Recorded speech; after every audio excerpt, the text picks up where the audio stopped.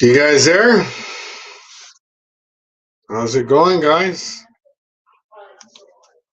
How you guys? What's up, Randy? Let me try to get my camera going. And okay. What's going on, guys? Unmute, and there we go.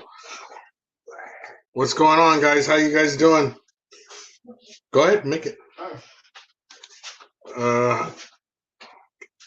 You there, Simon? Yeah. Can you hear me?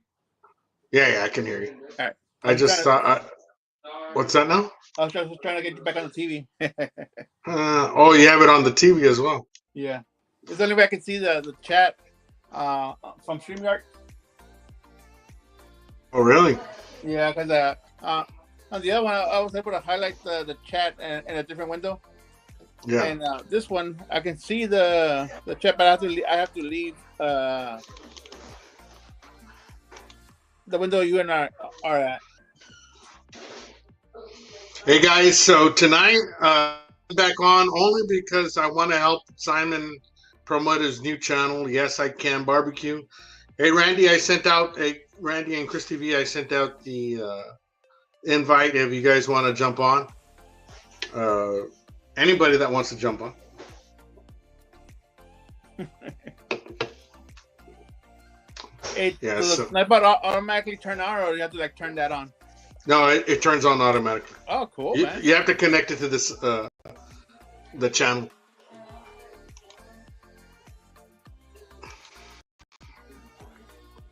What's up, Rolling Smoke? You came back on. Thank you for joining us, man. Anybody that wants to join the chat, dude, we're hanging out because I wanna roll the first video of Simon on the live chat real quick as soon as we get a few more people on the chat.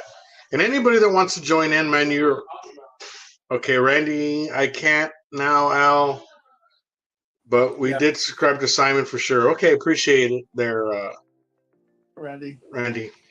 Yep. That's cool. No problem. You know. So. Simon, we were talking about your new channel, and you were trying to make up your mind on what to cook for your first cook on the channel, man. What are you thinking about doing? I was thinking about doing like a rack of ribs, pork ribs. Spare or baby back? St. Louis style. St. Louis, okay. Yeah, so I trimmed down the spare ribs to make them St. Louis style. Okay. That's good. I do that because it's cheaper to buy the spare and then trim it down. Yeah, it is, and there's a lot of trimmed stuff that you can use. I make carnitas of all that stuff, you know. Yeah, I think 805 had a good video on using the trimmings of a spare rib. Video, you know, where he did I think he did like a whole it wasn't a stew, but it was just, I think he did like different parts of it on the barbecue, but it was really cool.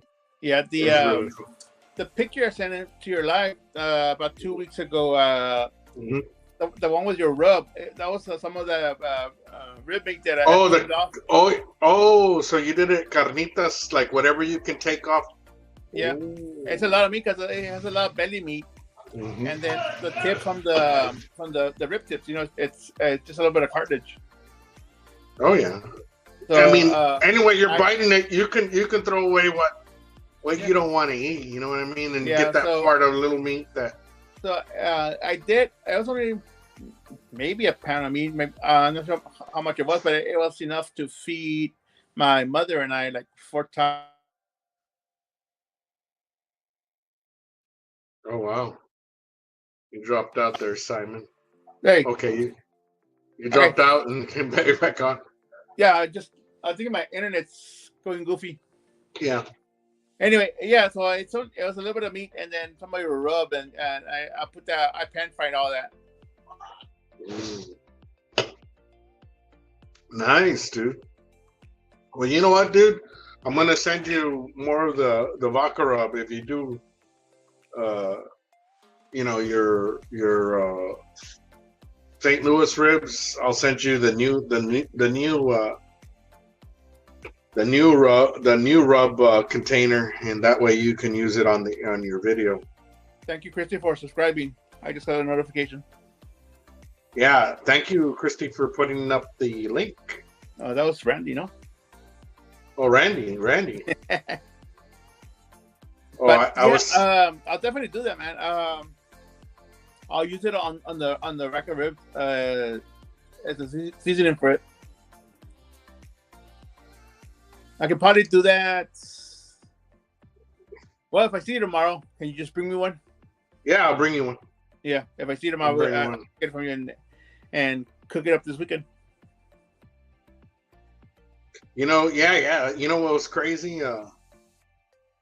I'm looking back at the first live that we did earlier, and when we got the spammers, and they were saying something about, I like the little rhyme they had, slob on my knob and corner. Yeah.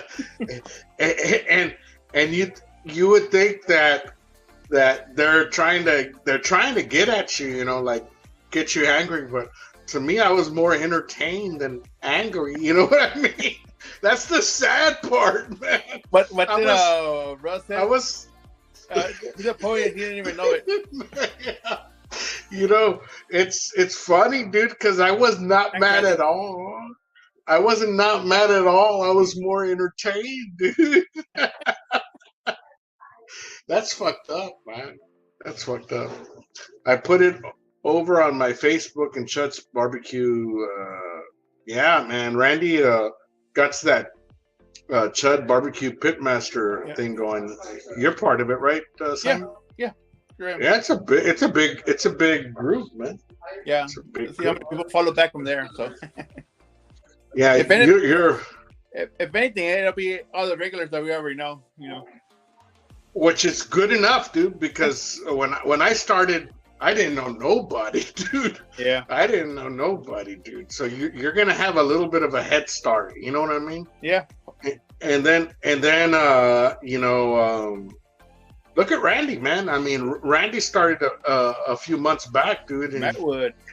Hey, what's up, Madwood? How you doing, man? If you guys want to jump on, I'm gonna put the link up. Randy took Madwood, off. I thought I was subscribed to you. I just subbed today. You know what? It might have been my other channel that I subbed to. But, hey, Madwood, weren't you on earlier? I thought he was on live earlier. If you want to jump on live, jump on, dude. There's the link. But yeah, Randy fucking took off, dude. Yeah. Like he hit 200 like quick. Well, like I struggled just to pass 100. Man, I struggled hard. Yeah, but like Randy says, you know, he's just having fun with it, you know. So. And that's what he should. And it's him being himself, so that's what's working for him. You know, he's very funny and very charismatic. You know. Yeah, and you can see Randy, like as he goes. You know, Christy's doing the editing, I'm guessing, and she's getting better and better at the editing. And Randy's finding himself more comfortable narrating the video, which is real hard because the problem is you're your own worst critic, dude. Yeah. You know, like what you were telling me today. Oh, I did too much this and that. That you're your own worst critic. Yeah. Well, first of all, I absolutely hate my voice. Everybody does. That's nothing new, dude. I hate my voice, you know. You sound great, dude. No, I don't think so. I think I sound stupid. But you know, but everybody thinks that of themselves, you know. I think that, oh man, what the hell am I saying? You know what I mean? But for me, it's my three things. My accent. I have a pretty heavy accent. I also stutter a little bit, and I mumble my words also. You can trim some of that out. You know what I mean? Yeah. So it's more fluent. It's more fluid, you know. that's why there's like several edits where I was saying what I was saying. Mm-hmm. So there was a little stop. Then I was trying to think what to say next, and then turn on the camera and say it. You know, and Randy's saying, "Man, I'm stalled right now. I think I need to make another video." Sometimes you do get stalled, man. You know, you're like, "Man, what should I do next? What should I do next?" I know, but you're your own worst enemy, dude. You're telling yourself, "Oh, I need to pump out another video. I need to. What the hell am I gonna do?" Da, da, da, da, da, da. You can do what the fuck you want, dude. You're your own boss. Yeah, for me, I'm gonna do. I'm not gonna do them every single week. I'm gonna try to do 2 to 3 a month, if that. But like I said in my video, I'm gonna do videos as time allows me. It's something that I just can't.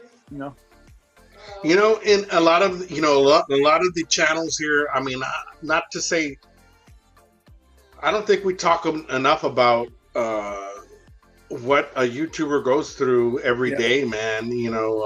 And it's good to talk about these things because you don't feel as alone as you would not knowing that we all go through some type of struggle trying to pump out content, dude. And editing, man. Editing's a bitch, man. Editing's a bitch for a lot of people, man. Yeah, I kind of like that aspect of the whole process of editing a video. I was actually gonna do a voiceover on that first video, and one part that I kind of just lingered on saying stuff, So I was kind of just voice over that part, but I said, no, let's not. Just go with it. Yeah, so I think Madwood just went on live today, and was that your first one, Madwood? Terry, was that your first one? I'm not too sure. I know that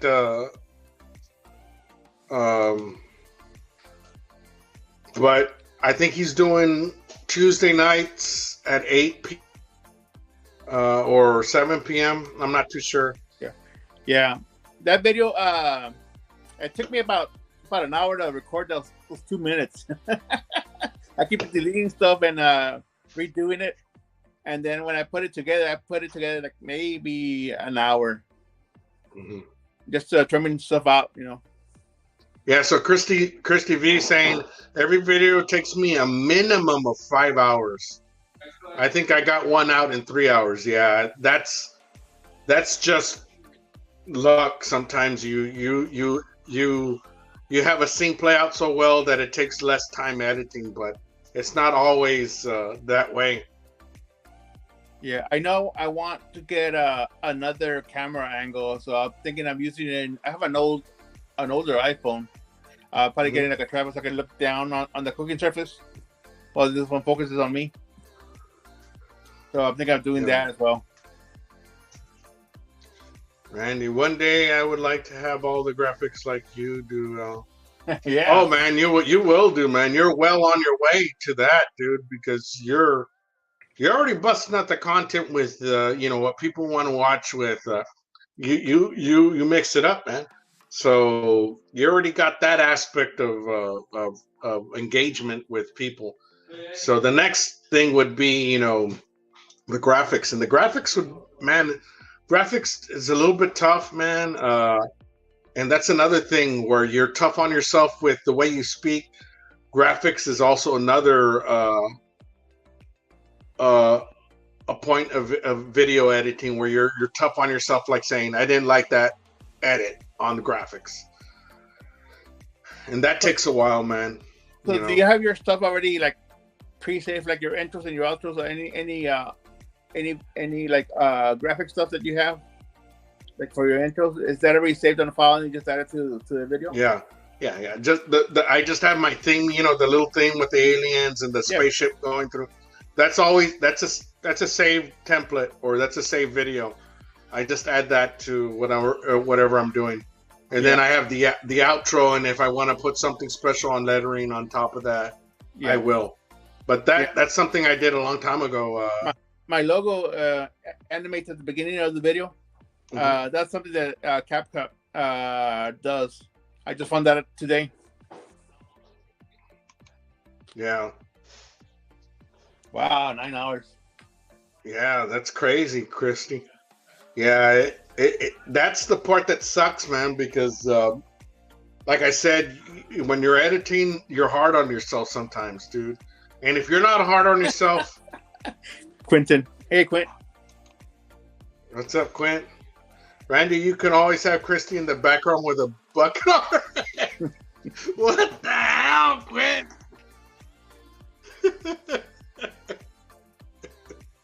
Chingao, man.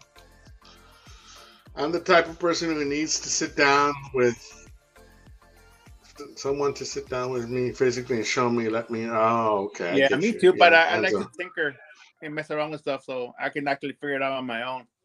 But yeah, if I sit down with somebody that knows what they're doing and shows me, I can pick it up real quick. You know.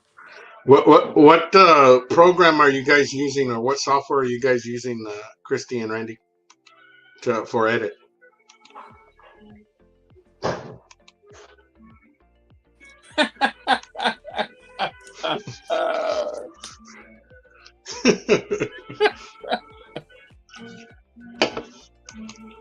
Yeah, that's fucking funny.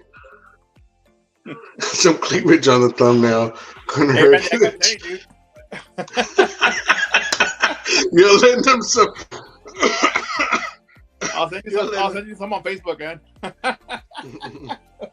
Corel Studio, man. You guys got the good. You guys got the good fucking software, man. I got the cheap ass software, man. I got the cheap ass. I think I paid no more than $20, 15 or $20, man. So far, I paid zero. I think if you pay it, then you'll take out the watermark, right there, Simon. Yeah, definitely. Yeah, but I think it's a monthly thing. I just don't know how much. I've had it so long that I forgot how much the subscription is. Yeah. Well, wow, man. Anybody that wants to jump on, let me just send you guys the invite. You know how much the StreamYard subscription is? It's $20 a month, I think, for the least, the lower grade. But I'm much more comfortable using StreamYard than the other BS that I was using. But I did it for the game's sake, you know. Yeah. It's fun, but I got to get more fluent in it, and as I do, you know. But I got StreamYard down, but I don't got the other one down. Yeah. Well, with practice, you'll get it, man. Yeah.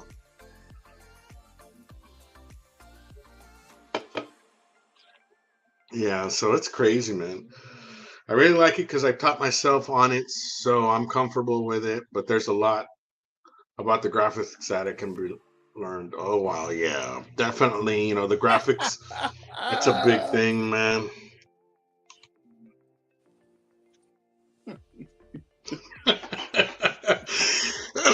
NBL. What's up? Nothing but love. Nothing but love. Yeah, Randy can shave and show his cleavage. Well, fuck, I'll see that too. I'd fucking pay to see that.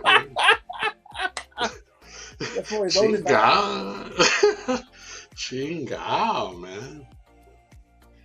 Yeah, Randy's at OnlyFans is cleavage and guns. Cleavage. Oh man. That's funny, man. Anybody that wants to join us, I put the link up there, man. If you guys want to hang out for a little bit. Tomorrow, I'm out to San Antonio. I'm going to visit Rick, and I'm going to visit Simon. So maybe we'll shoot some video. Yeah, man. I say come to the house and we'll cook here, man. We'll shoot some video here. That could be an option too, man. I have a gas grill and the Blackstone we can use. We could do something quick with the gas grill, dude. Yeah. You know, because it's a lot quicker with the gas grill. What kind of gas grill do you got? PSOS that somebody gave me. Yes, it works, dude. Whatever it worked, man. Yeah. Is it 1 or 2 burner? 3 burner?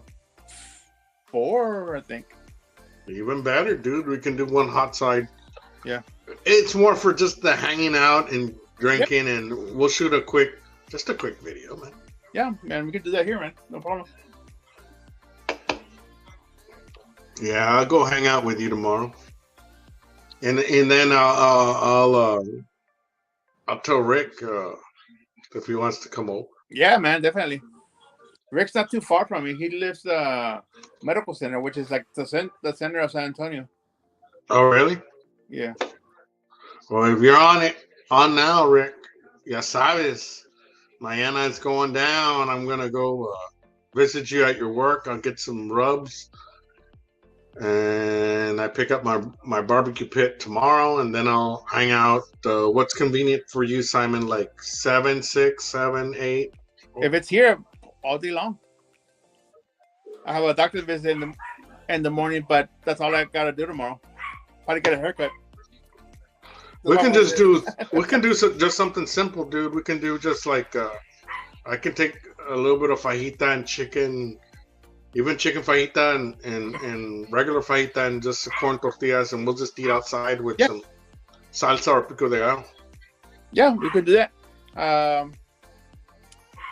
I have a Walmart literally like 3 blocks from my house. I can go and grab stuff for salsa or whatever. Oh, really? Yeah. Okay. You want to? I'll tell you what, man. You want to do that, and then I'll just take the meat over. Yeah. The meat and the. Yeah. Okay. I'll tell you what. Get the salsa and the tortillas, and I'll take the meat. You want to do that? I'll see if the tortilleria is open, so I can get some fresh corn tortillas. Mm-hmm. Or flour, whichever you prefer. Either one. I don't give a shit, man. I'm easy, man. You all should go live during the hangout. I was supposed to go to SA in a couple of weeks ago, but had to cancel because my little girl ended up having a volleyball tournament. Yeah, I remember you telling me you were gonna come to San Antonio. Well, maybe next time, brother. But yeah, we can definitely go live. We have pretty good internet connection. When I was on Trump's live, I was outside cooking back in summer, and I had a pretty good connection. But are you running off a laptop or is it your phone that you have? You're talking about right now? Yeah. It's a home computer. It's a PC. Your home computer. Okay. Yeah, I'm doing but I'm doing this Wi-Fi. So my home computer is not connected directly to my router. Okay. It's just Wi-Fi. Yeah, me too. I'm completely on Wi-Fi, but I have a real fast connection through AT&T fiber. What up, Rick? That's Rick. We're just talking about you, man. Damn it, boy. I bet your ears were red. Your ears were red because we were just talking about you. Tomorrow I'll be in SA. I'm going to visit you at the store. I'm going to get a rub or two. I'm probably going to get your rub. I didn't mean to say it that way. Your rub. I meant your rub physically. I don't know. Like this? What? Your seasoning, goddammit. Your seasoning. And then I'm going to go to Simon's to hang out, man. So, Rick, if you get a chance to hang out with us at Simon's, I'm going to take over some meat. And we'll hang out, man.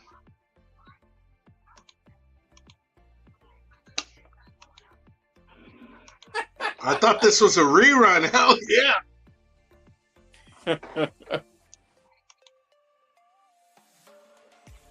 There he goes. Cochinos. Us. Yeah, man. We got a good barbecue community, dude. I can't. So, what do you think there, Simon? Should we play your first video here on the live stream? Go for it, man. It's not a whole lot to it, but yeah, man. But we can. Let me just pause the music. Okay. Okay. And then let me present it. Let me get the introduction real quick.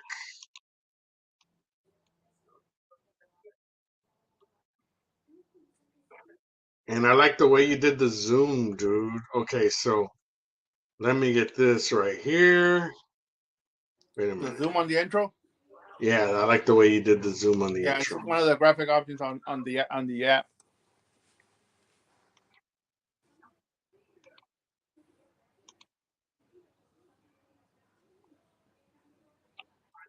Okay, are we able to see it there? Yeah, I see it. Okay.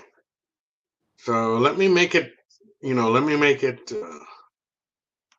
I shouldn't say it the way I say it, but let me make it big. Expand it. You there? Oh, Don't tell me what. Yeah. Oh, there you are. There you are. Yeah. We lost. Let me make sure my signal's correct. Okay. Are you there, Simon? Yeah, I'm here. Can you see me? Yeah. Okay. Yeah, it's buffering. Mm-hmm. Yeah, that's what I was freaking out with. But VACA Band will be here in June. All right, let's play it.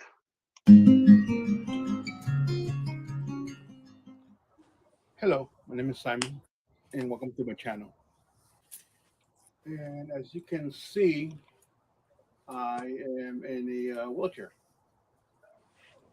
Being in a wheelchair has not stopped me from doing the things that I've always wanted to do. One of those things is cooking, barbecuing, grilling, things like that. And this channel is dedicated to hopefully help people with disabilities how to do the same. Things that I'll be using is this smoker, using this Blackstone, and using this old gas grill that I need to be replaced soon. So if you have a physical disability or know somebody who can benefit from what I have to offer, please have them watch this video and subscribe to the channel, as I will be uploading videos pretty regularly as time allows me to do so. Uh, for now, I'm not sure exactly what I'll be cooking first, but if you have any suggestions, please leave them in the comments. And again, please like, subscribe, and we'll see you soon.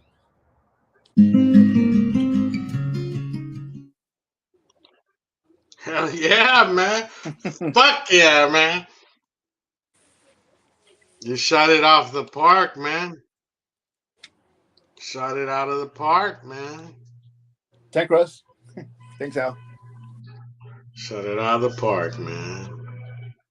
Man, so yeah, man. What can we say, man? Rick, you were on twice earlier. No kidding. No kidding. I can't make up my mind. When you're in the kitchen, when I'm in the when you're in the kitchen, I'm in the kitchen. You messed that one up, bro. I did, right? I'm too drunk. Yeah. Thanks, Christy. I'll definitely be in SA in June for my birthday, so we'll definitely have to do a little hangout then. We just got a little timeshare. It includes a resort out there on the north side of SA. Oh, hell cool. Yeah, man. I'll be right back, right? Yeah, no problem. What up, honey? Welcome to the chat. Fucking nasty Nightbot. Man, he's a nasty son of a bitch. Thanks, Randy, for putting out Simon's channel. We're trying to get him some subscribers. So thanks for all that are subscribing tonight. So I don't have a whole lot of them, but I do have a few stickers that I have made up. I have one up for Al. Well, I'll give it to you tomorrow. Okay. I have a few more that I'm gonna send out. So, but if anybody wants one, let me know. I don't have a whole lot, but I can definitely send you out one. Awesome, man. I'll pick mine up tomorrow. Yes, Russ, crawfish Bowden looked So good, 100% fire. Yeah, man, Russ, dude, I didn't comment on that because honestly, I don't eat seafood, but man, it definitely looked good. Are you allergic to seafood? I think I am, dude, because I end up throwing up. But I never really bothered to go to the doctor and find out if I am. Yeah. I have a friend who's allergic to shellfish, so like shrimp and lobster, stuff like that. But they eat regular fish, like no problem. Really? Yeah. Yeah, props up with Russ giving you props there. Yes, sir. I saw that earlier. Simon, short but sweet. Hell yeah, man. Thanks. Awesome, Simon. I think you're going to inspire a lot of people with your videos. You all know we got your back, but anything you need, brother. Fuck yeah, man. That kind of stuff, dude. That kind of stuff motivates you, dude. You know? Great channel name, and that logo looks good there, representing San Antonio. Hell yeah, man. Another live. Howdy, Troy V. What's up, Troy V? Let's see what Troy wins this time. Man, Troy was fucking ripping it up on the music. Man, Troy was ripping it up on the music trivia, man. He put everybody to shame, dude. Yeah, Daniel, thanks. I'll get your info from you, and I'll send you one out. Rolling Smoke, great job, Simon. Can't wait to see upcoming videos. Hell yeah, man. I'll have one tomorrow, maybe. Sub to this dude. Simon is the man. Hell yeah, man. Yeah, man. Nasty Nightbot. Man, Nightbot wants to get laid. Dude, he's been frisky all night, dude. But if you see food, you eat it. Hell yeah, fuck yeah, man. That's why I got this sponsor. Look at my shirt, dude. Tacos, man. Tacos booty, and beer. What can I say? Yeah, I need to lose all this weight, man. I'm probably like 100 pounds bigger than I used to be. Hey, Randy, I should be getting stickers soon. Everyone should be getting some when I do. Awesome, Randy. I can't wait to have one of you put it in my prep table. That'll be fucking awesome, dude. Randy, you got a good logo, Randy. Yeah. Dude, and I'm so, man, when I saw your little brand, I was like, damn, I need one of those, man. Damn it, boy. But, man, they're kind of expensive. So I looked into it and I was like, maybe I can wait. Maybe I'll wait. Simon, I'll text you my info so we can do a sticker swap. Fuck yeah, man. That's what it's all about, man. I've had this. Actually, I've had the channel since November, and I've had these since October. I just haven't done anything with it because I haven't done anything on the channel. Really? Yeah. So I've had that channel because I want to get the channel name down just in case somebody ended up grabbing it for whatever reason. Yeah. I know. And then I started posting shorts the last 2 days. I've been working on that on the intro thing for months, dude. I just don't know what to say. I have stuff written down that I have no idea where I left. So you want to shoot an intro? You want to shoot an intro tomorrow? I'll edit it for you. Okay. Yeah, we'll do something, man. Badass. I had a bunch of notes that I don't know where they're at, so I kind of just winged it. We'll do an intro for you if you want. Pick a theme, though. You got to pick a theme. I'm going to tell you, this is just my perspective, and you don't have to take it apart because it doesn't mean anything. I mix niches, niches, however you say it. I'm mixing the paranormal with barbecue, and you know that.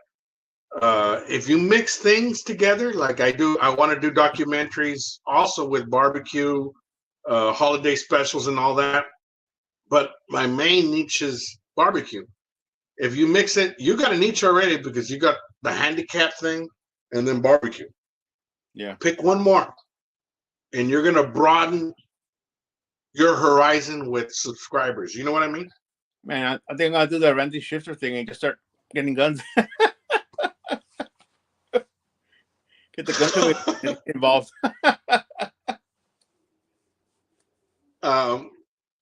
Well, you can. You can do whatever you want, man. Yeah. No, I don't know, man. but I'll have to think about it. Oh, Salt and Pepper just subscribed.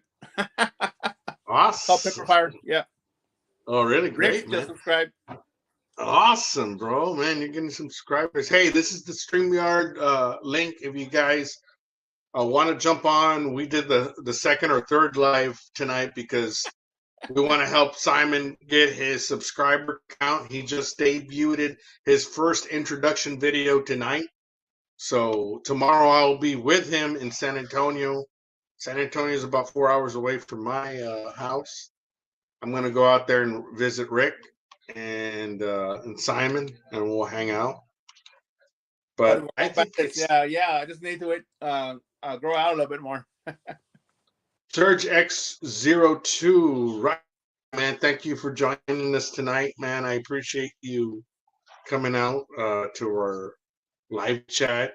Earlier, we did have the knife giveaway and whatnot, but tonight we're just hanging out.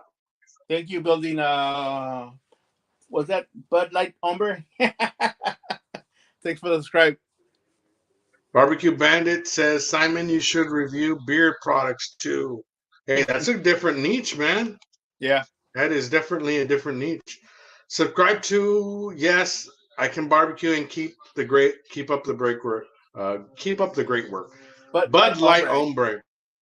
Hey, let me bring in another compadre of ours. You guys know him very well as the man that has been. He's probably been barbecuing longer than some people who have years in age, man. What up, Russ? How's it going? Hey, Russ. What's up, guys? I'm glad you came to join us. Did you shoot that product review after all? No, I decided to do it in the morning, go straight into editing. I got to get it out tomorrow sometime. It's only going to take literally, the video's got to be 5 minutes long minimum, so I'm going 5 minutes.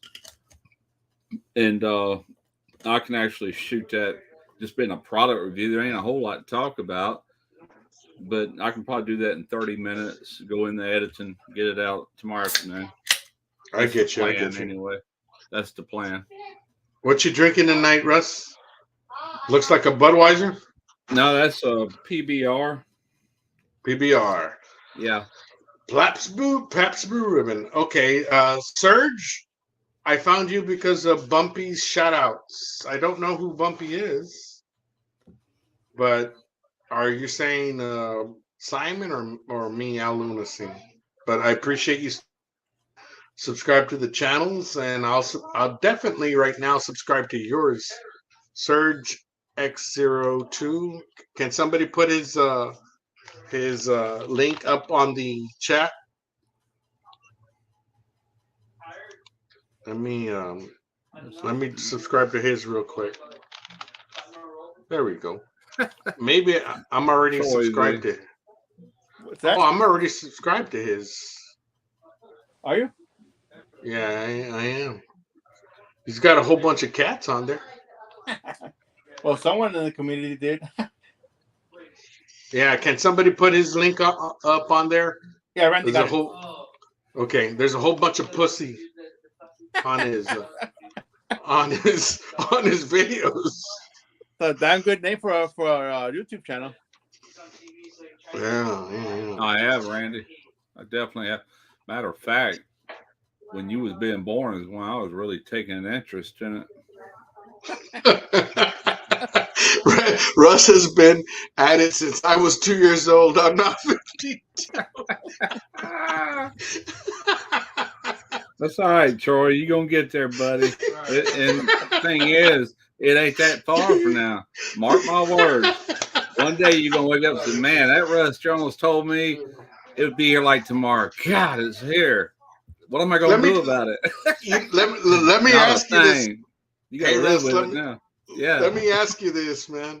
You know, I get disappointed sometimes because when I look at my stats, you know, I'm in my 50s, and so is my compadre here, Simon. Yeah. I'm 52. Okay. Yes. So when I look at my stats, the people that are watching my videos are younger than I am. I get disappointed. It's like, why can't I fucking bring in the crowd that's my age? Fucking disappoints me because it's like I think my first crowd is like 30, in the 30s, right, to 45, and then my second biggest crowd is in the 20s to the 30s, and then my third biggest crowd is in my age group. I get disappointed because I'm like, fuck, man, you know, why can't it be my age group number one? You know what I mean? And not to say nothing about, you know, what your stats may be, but do you see that in yours? Yeah, I see mine is different than yours. My most viewed falls between, I think it said 45 and 55, whatever that range is. And that's kind of where I want to be. But now, with that said, these entertainment channels like Google and all that, I guarantee you, if he was able to look at that information, his biggest would be in their 20s and 30s. You're correct. He's more entertainment based. Because he chances a lot of shit that he does, dude. And those younger crowd that's going to say, let's just fuck it. Let's just try stuff like this. Let me grab a beer, guys. But look what Rick says here. Got to run, fellas. Wife wants to make a baby later. See you guys tomorrow. I think you're too old for that, Rick. Man. It's never I'll be right back, guys. I'll be right back, guys. All right. I tell you what, here a while back, I had my wife go, it's legal here now, these little gummies, you know, edibles or whatever. And, man, that stuff didn't do nothing other than make me kind of like sleep better, or at least I thought it did. But it felt like it was helping all this neck pain. So I ran out and I told her yesterday, I said, can you give me some more of those? But this time, see if they got something stronger, you know? So she went to a different store, and this guy, she spent like $47 for this, and it's only $20. But the good news is I can cut these in half after last night. Holy smokes, man. That stuff kicked my butt. I mean, there's all the ingredients, but good Lord. I said, how can that be legal? But it is. That stuff, something else. You could probably tell. That's only a half of one, man. But I'm taking it. I'm going to start taking them closer to bedtime, I reckon, to where I just kind of sleep through all the silliness. Yeah. And anyway, they're potent. They're very potent. Yeah, I saw some online. I think the ones you had before, they were like $30 for 8. Yeah. Yeah. I wouldn't mind paying that for these. That other I had, she paid $20 for 20 of them. You know, it's like $2 a piece. No, I'm sorry, $20 for 10 of them. So it's like $2 a piece. And even these are $2 a piece because there's 40 of them in there. And with tax and everything, it was $47, but that's around $2 a piece. And world of difference, man. Like, holy crap, it's amazing what a brand can do, the difference. Different ingredients altogether. But it's legal here. Blows my mind. Yeah, I don't think it's legal here yet. I sure did, Randy. Holy crap, man. The thing, something you can buy over, you know, from a store can punch you in the face like that. My God. Hey, Al went all the way out, man. Yeah, there he is. No sound, Al. Oh, man. Can you hear me now? Yes. Yeah. Okay. So, well, somebody in the community anyway, Surge X02. Yeah, so, Russ, how's the weather out where you're at? It's been cloudy for like 2 days. I think it might have actually rained a little bit, but nothing. We were expecting some storms, is what I heard last night, but I haven't seen no storms. There's supposed to be cold air coming behind that. Not as bad as the last time, but, you know. Russell been a affiliate before too long. You got that right, Clint. Let me look these guys up. Hey, I can do you one heck with video if you'll sponsor me. Well, that'd be a trip. I'll be munchies on the grill. Oh my God, dude. We don't want to talk about that last night. Who was that comedian years ago? He says, talking about stoners, you know, he said something about going into a munchie coma or something, but it was next day after the party, got his hands in the chips over here and this other hands in something else to eat, you know. He just had the munchies terribly bad. It's foggy as heck out today. Out here today. Yeah. And I hope everyone's affiliate is a discount code. Yeah. Hey, Simon, show Russ the knife again. I think you saw it earlier, Russ. Did you? What Simon was showing? I seen it, and then I actually won one. Yeah. Man, that's cool. Yeah, you won one. So it's just a good knife to have out in the barbecue area. That looks like a good skinning knife too. You know, for like it's nice and heavy too. Yeah. It's full tang from the tip all the way down. Yeah, all the way. Yep. Heck yeah. I like that finger hole. Yeah, I like it too. It's I've been trying it. It's great rocking motion where you can actually get down your vegetables or whatever you're cutting. Okay. So it's I mean it's for me it fits great in my hand, so that's why it looks like it'd be a comfortable knife. Yeah. Yeah, we'll probably use it tomorrow. Yeah, we'll do a little video. We'll see what's up, man. I'll take some meat over and we'll see what's up. Hey, so Russ, you're in Alabama. Do I got that right? Mississippi. Right before Alabama. Oh, I'm sorry. What part of Mississippi? I'm right here in Biloxi, right here on the Gulf Coast. Oh yeah. There's a lot of concerts that I've seen go there in Biloxi. Yeah. I'm familiar with Biloxi. So then I've never been there. I think I've passed by. But you get a lot of then access to a lot of seafood and all that because it's the coast. Oh man, yeah, fresh seafood. Really good. I'm surprised I don't see as much seafood content. I mean, you did the crawfish boating, but do you have more? You had to go back to my library. I'm known for seafood dishes over probably more than barbecue. To be honest with you, had it been a while though? Had it been a while? Yeah, it's been a little while. Me and Jeff Rice did a crawfish boil last February, not even a year yet, coming up on a year. And then that same week we shot a shrimp boil video. Then I did like some shrimp quesadillas. We did that. What did we do? Oh, I did a Viet Cajun style. I've done that could have been last year though, but I've done quite a bit lately. I always do, man. That's in my forte right there, you know. Yeah. Yeah, you ever do like smoky shorts? A lot of like your older videos are on there. I've been watching a lot of those. All right, what was the question before you? I thought you asked me something before you said that. Maybe not. Madwood's back. Glad you joined us back there, Madwood. Madwood started going live, I think today. So I think really? You said, 7 or 8. I think you did 7 p.m. Dang, I missed the feed on that altogether then.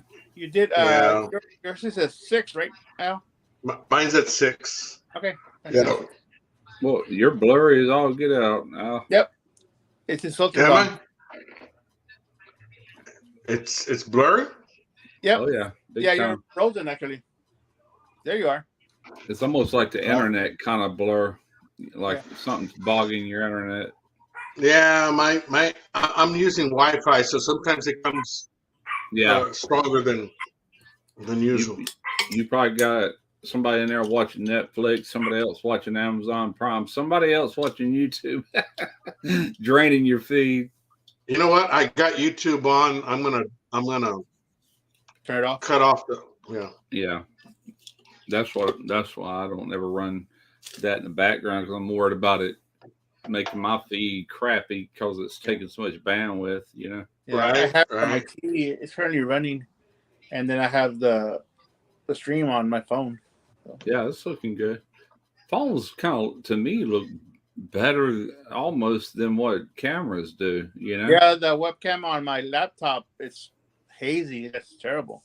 Yeah. Oh, I don't use one that came with this thing. It looks really bad. I'm using a camcorder right now. Yeah, the external webcam that I have, I don't like it because it's a fisheye, so it's distorted on the sides. Yeah. Yeah, so I don't like that one. I'll need to get another one if I want to use the laptop. Okay. Hey, Al, that stream service you was using earlier. Yeah. Is that the first time you ever used it? Yeah. So that's why I was spotty on some things. Okay, because I actually tried to join into that. My camera would not. I could see me on my camera, but when I looked at the screen, you know how you're supposed to see yourself, it wouldn't. Yeah. It wasn't accepting it for some reason. I'm like, well, that's weird. Yeah. So, how long ago was that, Russ?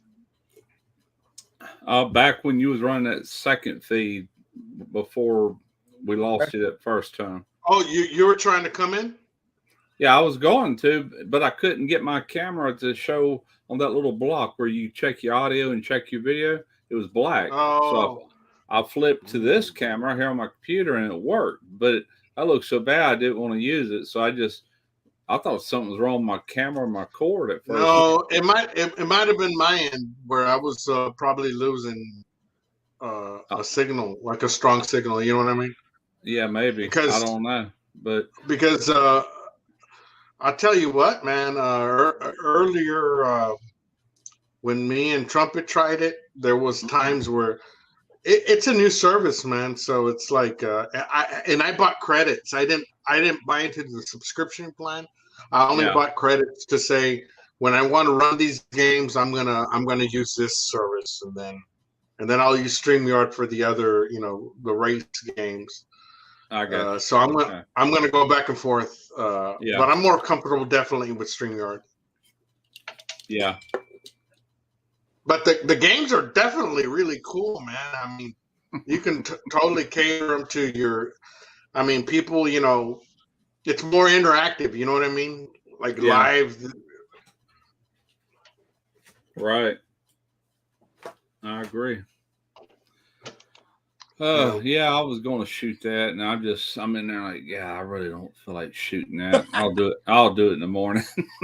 You know what, Russ? That makes me laugh because Trumpet's been calling me, and I'm like, man, I don't feel. He says, are you doing anything today? I'm like, I don't feel like doing shit today, man. I've been off all week, dude.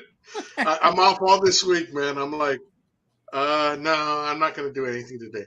And my wife's like, are you gonna cook anything today? I'm like, let's just get McDonald's. So I haven't done. Hey, man. Well, I was just eating Papa John's pizza just earlier, so don't. I love Papa John's. I love that garlic butter that they give you sometimes. You know what I mean? You dip the crust in it. Pepperoni, pepper. Yeah, they do pretty good. Fuck yeah, man. You have a beer right neither there. One of us felt like cooking. Is my point. We just said pizza night. So it's the best, man. I love pizza, dude. I'm going to do more pizza videos. I don't know if you saw, I did a short on pizza that a few weeks back. What did you cook it on? On my Wayfair pizza oven. Yeah, that's right. My wife got me that. Oh, I've seen that. I tried to order one of them probably about 4 years ago on Wayfair, and they shipped it, and it got here, and the whole top of the dome was busted. And shit, man. I called their customer support, and they said, well, can you send me a picture? I'm like, yeah, right here, And she goes, well, we'll send you another one, like that. And they did. I said, what do you want me to do with this one? Y'all want it back? Or she goes, no, just throw it out by the road or something, you know. And I actually, my wife seen it had a big old hole in it, you know. And long story short, no, I'm sorry, the first one we did do, but they sent the second one. It was busted too. I'm like, God dang, man. Oh, and fuck.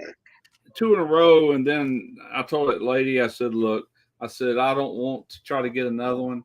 You know, I said, just give me my refund. I sent her a picture of that one. And that one actually sat by this tree out here for the longest time. My wife was going to plant some stuff in it, you know, and never did. But if you look at some of my older content when I'm shooting in the front yard, you'll see that pizza oven sitting there. Yeah, you know, they were great, but I mean they're a little bit difficult to put all the lump in. You know what I mean?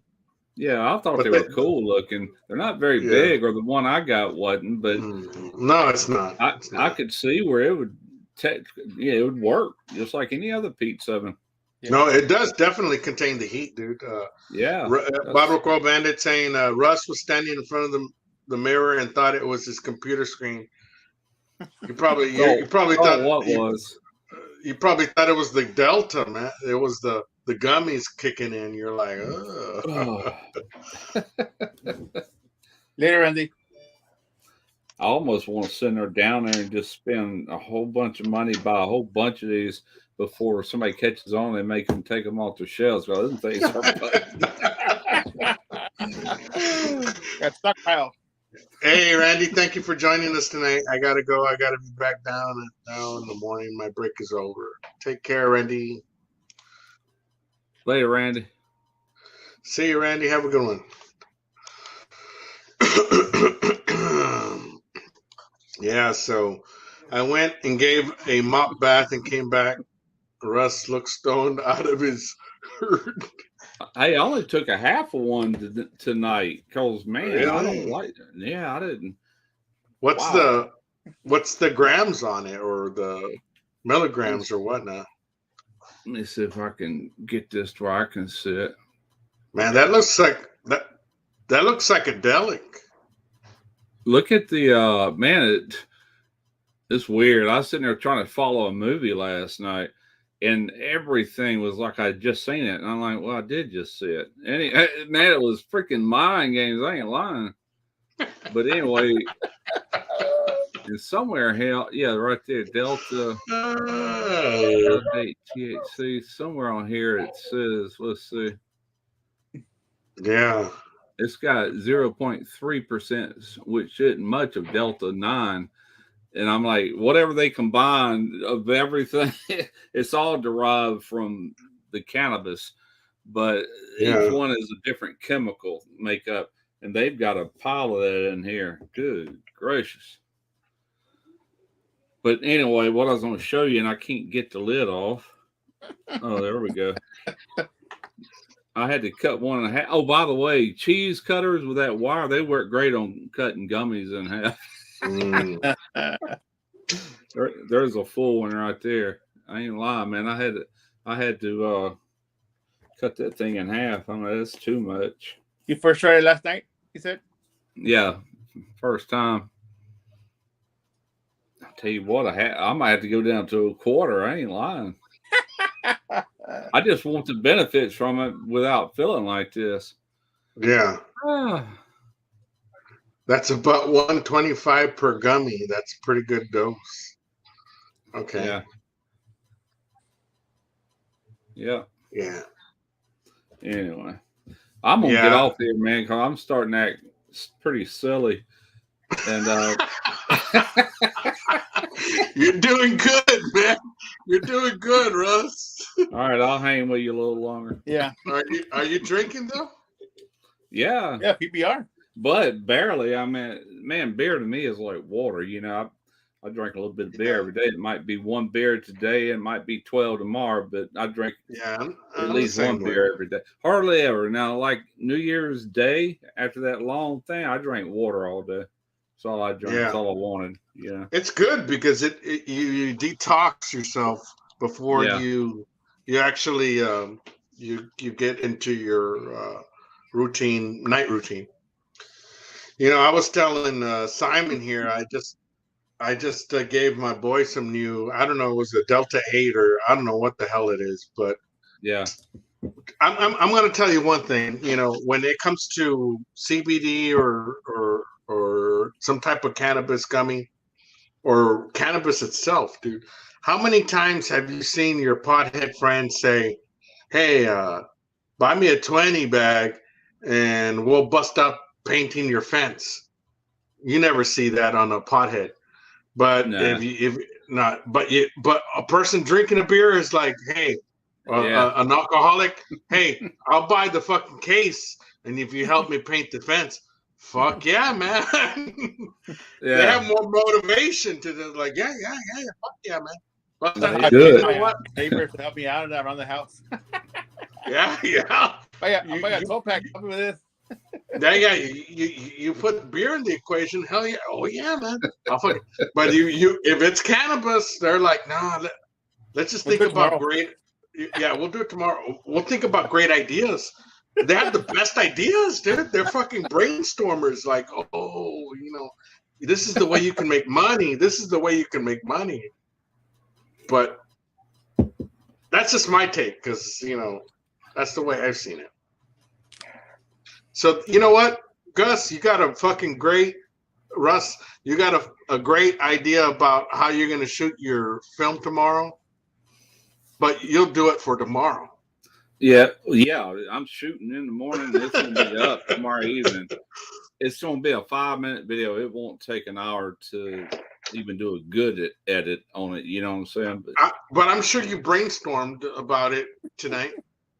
A little bit. I mean, basically just walk around and show the thing, but I've got to show more than just that. I might compare it with the KitchenAid to show the size difference, you know, and I know I got some B-roll of using that. I think I do. Well, yeah, I can re-download it from YouTube if I have to. But you know what I saw today, Russ, and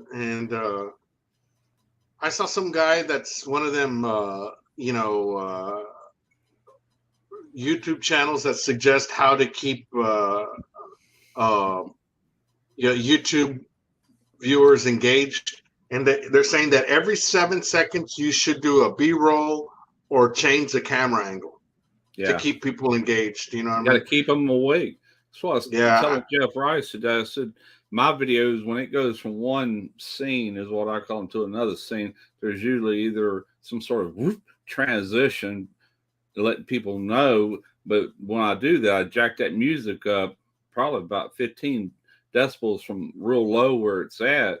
You know, then when it jumps that scene, it's new music that's elevated. And then it fades out about the time I start talking, and it kind of wakes people up if you put them asleep. You know, that's the reason I do that. Yeah, well, that's the reason anybody does it. You got to keep the mind working, you know. Yeah, definitely. You're short and sweet to your explanation, and your video flows very well. Yeah, I had to work on that over 10 years because I didn't used to be short and sweet. I had to explain every little detail, which makes most people click out, because most people know how to do them. Some things like cutting an onion, you ain't got to show it. Just show them when you throw them in there. You know, get rid of all that unnecessary footage, and you'll figure out and learn how to get it right to the heart of the point and just keep right on moving. If you got a video that flows, your retention rate will definitely improve, you know. Definitely, man. Hey, Grumpus, thanks for joining us tonight, man. I miss hanging out with you. The last time we hung out, I mean, I took to heart all what you suggested, man, and so I put out the link if you want to join us tonight, man. Oh, excuse me, I'm having to get resituated in this chair. How many buddies did we waste a Saturday to move for pizza and beer? Troy. Yeah, pizza works really good for me. Or sometimes I'll do, like, when I'm cooking, my neighbor, I'll feed my neighbor all the time, you know, because he always helps out with the yard or whatever. Yeah. But I always use 2 places for him and his sister. They live next door, and he helps me out a lot. So when I cook, I always get them a plate. Yeah. You know what, Christy V, you're saying that. That being said, you never see a car accident where there's a fatality from someone being stoned. Very true. Versus somebody being drunk. Very, very true. Mostly when I saw people being drunk, they would survive like being ejected from when I was a cop. They would survive being ejected from a car because they're so limber, they're so loose from being drunk, and they would flip and all that, and they would just get up and walk away from something that anybody pull a Bruce anybody Lee that on would it, be anybody that would be sober, they would be tensed and they would break a bone. You know what I mean? Yeah. It was crazy, man. But yeah, definitely what you're saying there. Somebody being stoned versus somebody being drunk, you're probably going to get more fatalities with somebody being drunk, man. You know? We're back going to the bathroom. Okay. You can't overdose or get addicted to flour. Definitely. You do get addicted to drinking beer. That is a fact.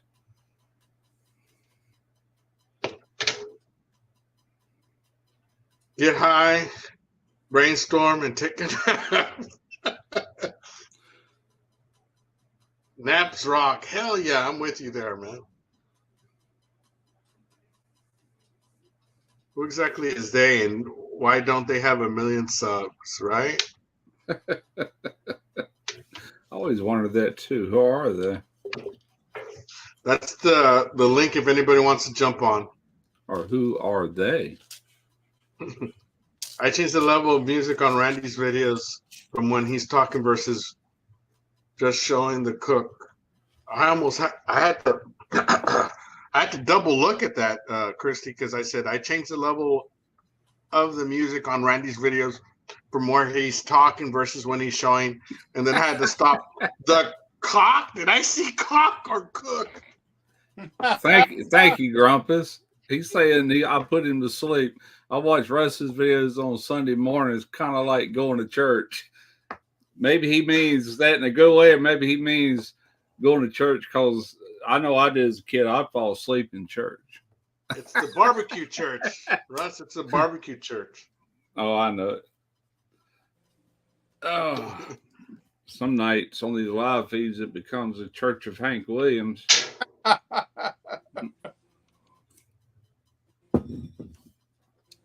Definitely, man.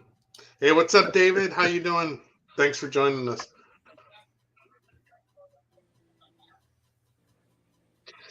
I couldn't tell you there, Barroco Bandit. Al, could I pass through a checkpoint with a bag of legal gummies? You probably can, but the dog might. I'm not going to say nothing about that. I watch Russ's videos on Sunday mornings, kind of like going to church. Well, we got Pastor. Should we call you Pastor Russ now? Russ be riding the barbecue Bible. That's funny. I think that curly-headed dude that used to be on PBS channels beat me to that. He's got one called the Barbecue Bible.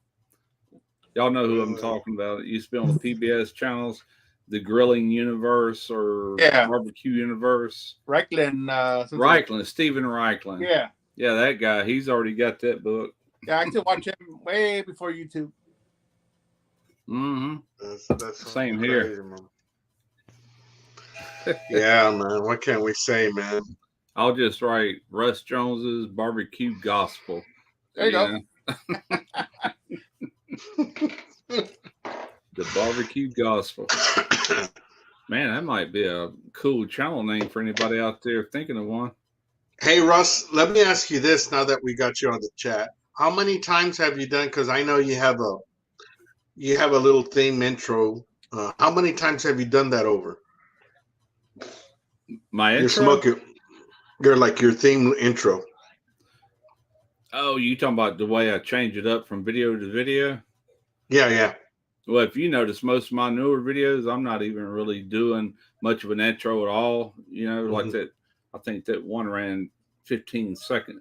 No, it ain't that long. Just a few seconds, and sometimes not at all. But as far as me running that 45-second intro I used to run, I quit doing that probably about 2 years ago when I seen people's attention spans were getting worse and worse. You know.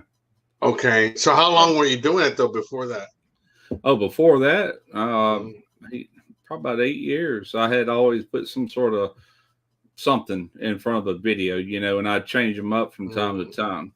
Right, that one I ran the longest were that jingle that I had made from a friend of mine, and the musicians, all that's got a history behind it. But at any rate, I ran that for a long time, at least 4 years. And then I would just change up the video clips in it, but keep the vocals and keep that song. And at the end, you would hear the song, but without the vocals, just the music. I did that for a long time. And even now, sometimes I'll pop that little intro into the beginning of it. Or actually, what I do is use the music that I used in the end without the vocals when I use it, but I haven't used it recently, you know. I was going to ask about that theme song because I remember you using it way back when. Yeah. It had your channel in it, Smoky Ribs. I was wondering why you weren't using it anymore. I mean, yeah, it just got it always ran too longer than what I wanted, but it wasn't so long that you couldn't get away with it back then. Yeah. And like I said, I started noticing the trend of these shorter videos and all this, and just made me quit using it at all. Because did you get it cut down where I have 30% of people either skip, or no, it's more than that. It's probably 70% will skip through. You'll sit on your timeline, and all of a sudden it jump back up, or however it does, and you can see it. Those long intros kill you, man. You got to grab people in the first 30 seconds nowadays, so you better be talking about the content and get right to it. I mean, really. Yeah. So you know, and I'm asking you that because Search Here yeah, long intros isn't worth doing nowadays. No. You're right, man. And I feel my 20 seconds of intro is too long. I'm thinking about killing my intro, man. Sometime soon. I watched a video here recently. There's an Asian girl, big channel, and I watch a lot of these different channels like YouTube. You know, it's all about YouTube. And she was talking about things that you really need to be doing today, starting today. And that was one of them. Was if you got any kind of intro you love, but the rest of the world can't stand, if you got, should get rid of it now. I don't care how bad you want to keep it, get rid of it. She goes, it's killing your channel, Yeah, you're right, man. That's just the way she put it, But there was a whole lot of things she talked on, but that was one of the first ones, And part of that is just the new age that we're moving to, where there's a low attention span, where people are, like, fuck the intro. Yeah. They could have watched 10 shorts in the time that some of these intros run, Yeah. That's almost scary if you think about how people can change like that, where their attention span actually has lessened, and there's got to be a reason for it. And I think it's a combination of cell phones plus companies that started creating these shorts like TikTok and all that. That's what helped drive that low, attention span on watching video content. Anyway, they still have to live in the real world, so it don't run the same pace it always has, but they can pick and choose the content, and if you don't zip through it, they ain't watching. They're gonna bail, Yeah, definitely. I don't think the older crowd's that bad. People, I mean, I still watch. I love long form content. I'll turn that on sometime purposely. I'll look for 30 minutes plus. Yeah, and speaking of long form content, my buddy Mike Brown, he's got some long ass fucking form of content. Mike Brown Barbecue. Oh yeah, and he's getting up there in subscribers, man. Where there's some, you gotta understand that there's still some people that look for that. You know what I mean? Yeah. Yeah, that attention span thing I don't think that applies to younger viewers more than anybody. But it could be a nationwide thing going on. But I still think there's a lot of people like us that will sit there and watch it all the way through, regardless how long it is. Yeah, definitely, man. There's certain channels that I follow that have long videos, like an hour, hour and a half. Those I can sit through though. I have to watch it like in 2 parts. I'll tell you what I'll do. Sometime I'll go to a creator that I just want it to play sometime, and me just kind of chill out and think things I got to think of and have something playing. But yeah, I'm watching too. But I'll hit people's playlists sometime, and I'll watch that same creator, and then a lot of times I'd fall asleep watching it, and so man, that guy's getting views all through the night, you know. But that's how I do it sometimes. Because I watch videos that are longer at night, like 30 minutes, 45 minutes long. But I'll watch 2 or 3 and then I'm knocked out. But if I get on somebody's playlist and just play it, yeah, that's right. Helps them out. Helps them out. Plus, I can sleep with things like that going on. You know, at some point it's going to wake me up, and that's why I'll reach over there and turn the volume down or something. Yeah. Yeah. So Madwood's saying, I think I got a good intro. You guys want to give it a watch? Madwood, would you mind me giving your one of your videos a watch? Troy V, where did I see it? I still sing that song when I'm cooking ribs, right? Smoky ribs, smoky ribs. Yeah, I like what you're doing. I like what you're doing, Russ, with the little yo quiero Taco Bell, and then the other one, hot pocket. Keep it, man. Keep doing it with the other stuff that you're gonna do. We've tried different things in the past, do a little dance and that, and people. There were some of them coming in there like, man, keep it up. They were looking for it. Then when we quit dancing, they're like, where's the little dance at, man? Where's the dance? I'm like, I guess we have to bring the stupid dance back, but with teeth.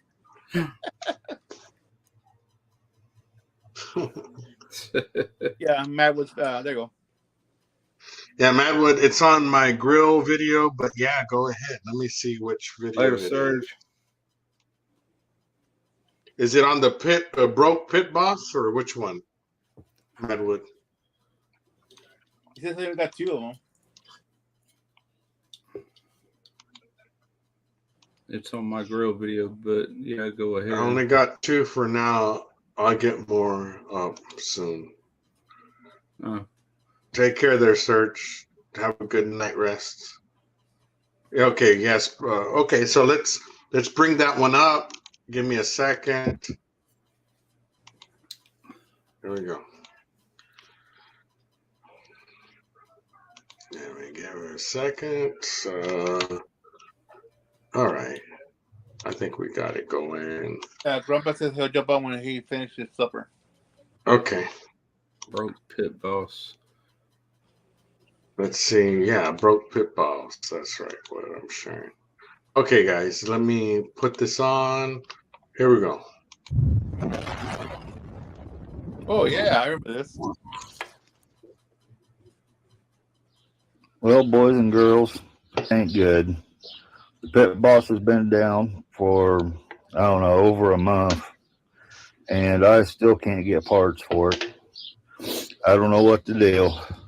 I'm thinking about just hauling it to the dump because nobody seems to know what's wrong with it or anything.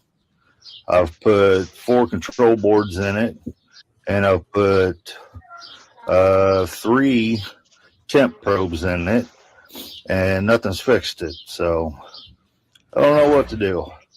What do you guys think I should do? See you later. Bye.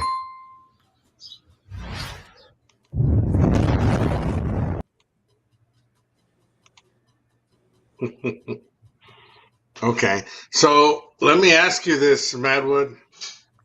I see the flame ball over a circular type of logo in a lot of videos. I think it's an Apple thing. I'm gonna ask if you're using an Apple computer for that, because I see that in a lot of videos, and there's nothing wrong with it. I'm just saying it looks like a default default template. You know what I mean? What do you think, Russ? Have you seen that before? Yeah, it could be a template, like you said. I'll tell you the truth. That's unless you've done video editing and things like that as a livelihood, most of us start off trying to learn how to shoot videos and edit all at the same time, you know, and it takes a little while to catch on to everything. Yeah, it does. You know, I started. There's nothing wrong with doing templates, you know. No. I mean, it gets us going, you know. It gets us in the right direction. Exactly. You know, he says, "I don't know." Steven made it. Must be talking about Steven and Jacqueline. Oh, okay. Well, I mean, keep it for right now. You know, eventually, you know, we all move to different things. Like me personally, I'm thinking of junking mine eventually, pretty soon.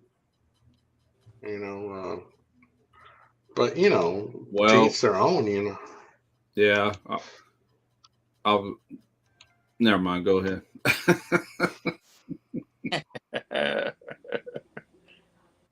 My thoughts are running together. They had a collision. Can't think of nothing now. Yeah, we have. It's crazy because, you know, as a barbecue community, you actually start seeing people mature in their video production. You know what I mean? Yeah, it all comes to you. I had to go ahead.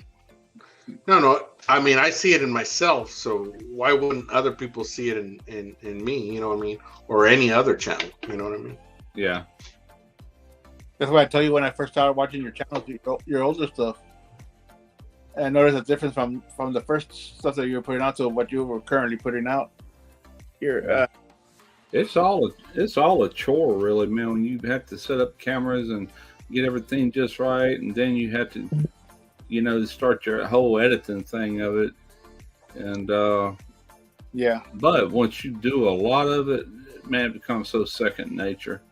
Yeah, that 2-minute video I did today, man, I took like 20 shots of it. You know, yeah. A lot of it I just deleted it because I didn't like the way it came out. That's what I do. You know, if I know I messed up and hurt it, I'll just stop, pause enough to where I can clip that out and start over. Then I know if it's good and I know if it's not. And then if I'm good with it, then I'll move on to the next thing. But I was going to do a voiceover on part of that because I know I was just mumbling on there towards the end.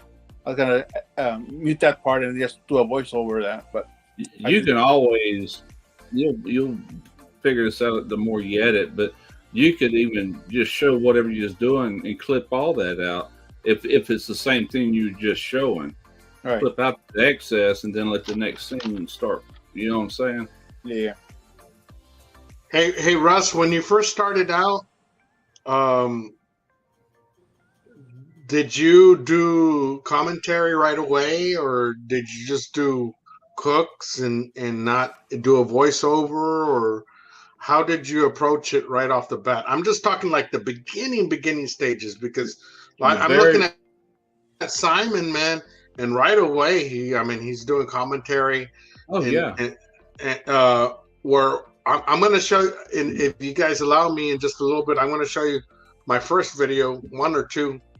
The first one or the second one, I had no voiceover, dude. It was just video. How did you start there, Russ? My first 2 or 3, if you go back and look all the way to my very first video, there's no me, there's no talking. It's like, matter of fact, there's very little video. I was doing like a slideshow. That's how elementary that was. Right. Photos and making a video out of it. But it described the recipe from start to finish. And I think I even might have had the recipe in the description, but I know I had it across the screen. That's how it started. And then I decided to go ahead and try to actually shoot video and everything. And when I did, I started showing me, and I was talking into this little iPhone 4. That was my audio, and them videos are still up. You can see it. You know, it's terrible. But that's how I started, and just advanced. How long are they? How long are they? Oh, they probably run too long back in them days. I don't know. Probably 12 to 14 minutes. None of them extremely long, I don't think. Might be one or two in there. Who knows? And it's weird. It's weird, Russ, because how do you amass the courage to start doing voiceovers? Because I was telling Simon, you're too hard on yourself, saying, "Oh, I did too many ohs or too many blah blah blah," whatever it may be, right? Too many pauses. You're your own worst critic when it comes to your voice. Yeah, with anything really, if you think about it, Yeah. So for me, I didn't even want to do voiceovers or anything when I first started. So if you allow me, Russ, I'm going to go back and find your one of your first videos. All right. And I'm going to do the same with mine. I'm fixing to go back in time, going on 11 years now. So. So give me a second. I'm gonna go back to your channel. I'm gonna play one of your first videos. I'm gonna grab me a beer while you're doing that. Yeah.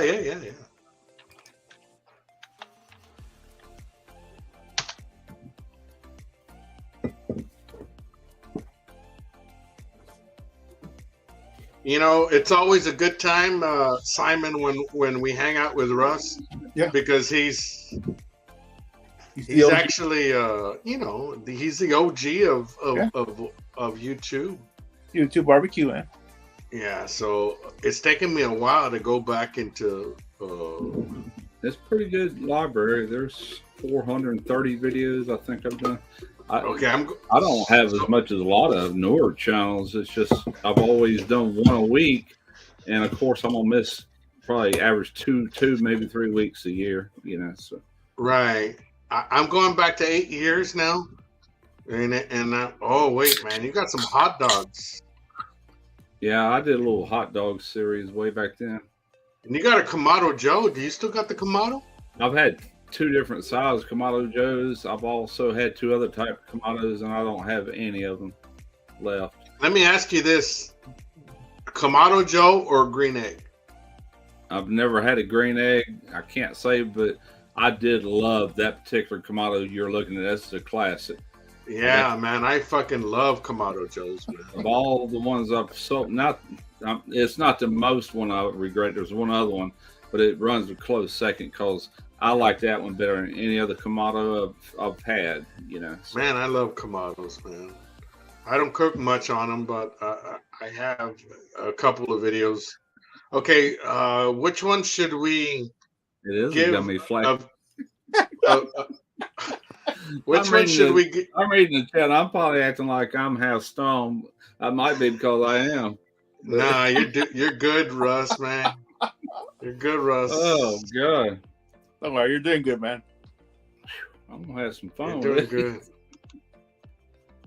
good. Long intros, no jacks, drink orders, music there. Oh, yeah. Okay, Russ, so let me run through your first few. The one I see here, your first one was 10 years ago, and it's barbecue shrimp recipe homemade. It's 12 minutes, and then there's grilled portobello mushroom recipes. Now, some of them, like I said, I didn't talk in, but go ahead. But that one's 2 minutes. Okay. And then you got down home tomato gravy recipe. That's 5 minutes. Maybe I did make them short back then. And then no, your first one was 12 minutes right off the bat. Oh, that was at Emerald Lagasse. That was actually an entry into a contest. One of the first videos I ever did. That's how I picked up a lot of subs right out of the gate. I was a nobody, and and bam, it's like. And then you got, you hit the jackpot on. Well, let me tell you this one real quick. The Oreo cheesecake dessert recipe. My wife did that one. That's actually a video that she did. Yeah, 1.7. But then you hit the fucking jackpot with the New Orleans style red beans and rice recipe. 45K views, dude. Yeah. And I was still really new then. Damn, 45K, man. Yeah. Can we play that one? Yeah, sure. Okay. It might not have me in it, but go ahead. I don't remember. It's been so long ago because I did a lot of. You had an intro already, Russ. Okay, maybe I am. Okay. It's gonna suck, y'all. You're already giving a disclaimer.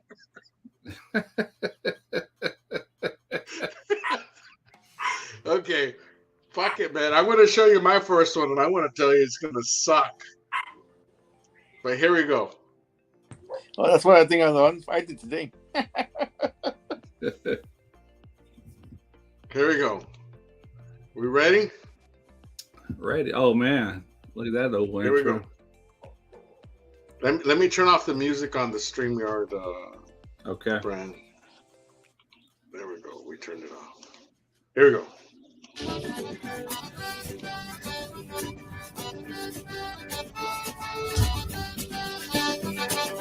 Remember this one, Russ? Yeah. Yeah, that's one of these screen things I was telling you about. I'm giving instructions, but there's some video in it. But I'm not in it, I don't think. That's in the bachelor days.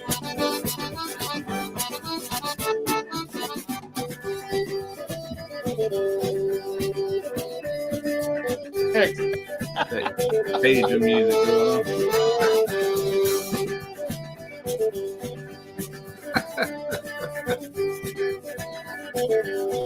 But it gives you the entire recipe without me ever having to say a word.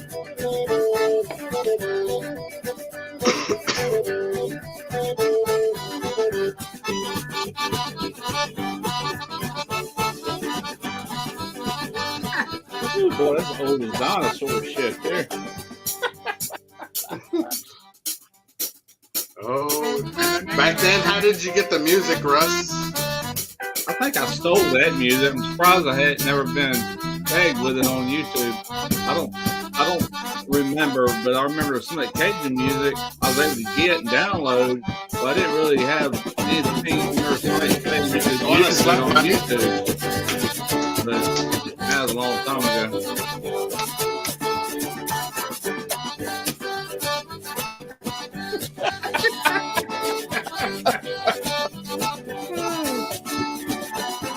That was the smoky rib style back then. It didn't last long, and then I started actually getting into video cameras.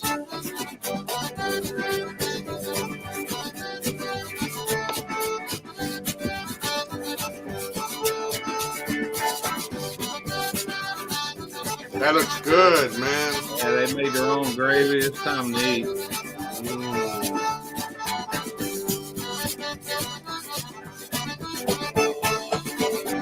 There's nothing appealing about red beans and rice unless you're eating and you know what you're getting ready to bite into, because they are not good to look at. You can have all kind of thoughts with that, but oh, that looks good there, Russ. All right, I did. I got that music there at that website, so I did give some sort of credits.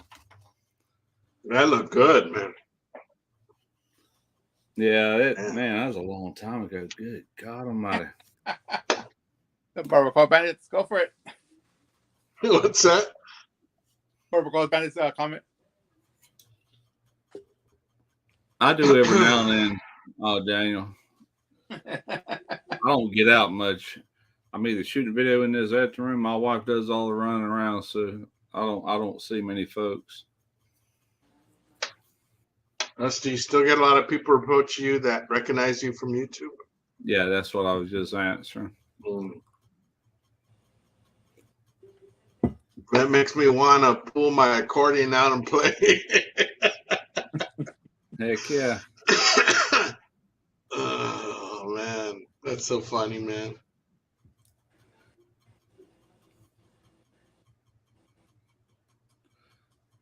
That's so funny. That brought back, but I tell you what, it's good to leave them in your library. That's the reason I have that way. I can look all the way back and see how it started and how it progressed over the years. You know, from not knowing anything about any of it, video editing or YouTube in general. I had to learn every last piece of that information. Well, we all do, you know. Yeah. Be able to do it, and you just grow it from there, man. Definitely. Yeah, I want to show you guys my first video ever, man. I'm gonna fuck it, man. How many years ago was it? No years. It's 11 months ago. Oh, okay. It's been months. Months. I'm gonna hit a year in February. Okay. February, end of January. So here we go. Cool. And honestly, when I thought about doing YouTube, I didn't want to ever talk on it. You know, to me, it was going to be.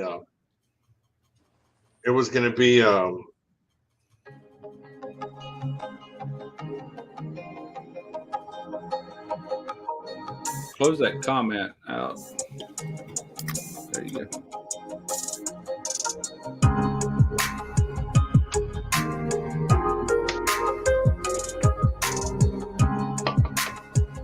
Yeah, it looks better than the one you showed mine a while ago.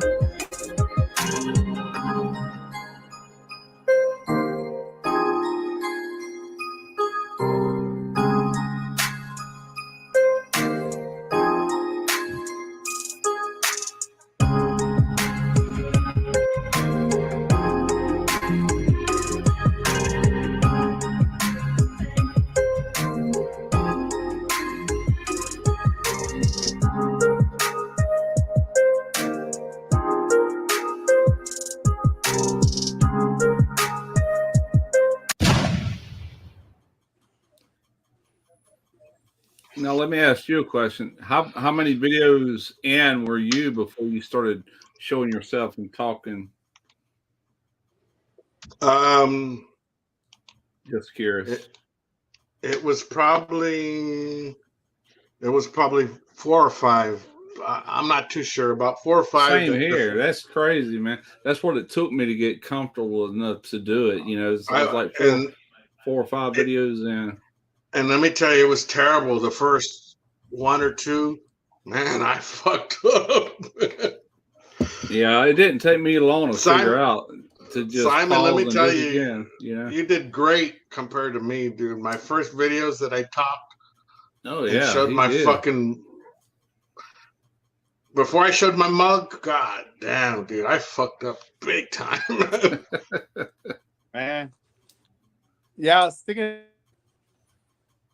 Not talking at all in my videos, just do like what Russ did. But hold on. I'm gonna have to explain myself. I think, especially if I'm gonna have people follow what I'm doing. Like people, no, somebody in a vulture. Yeah, I'm gonna have to explain myself, so I can just show it. And do this and do that, you know. But yeah, absolutely.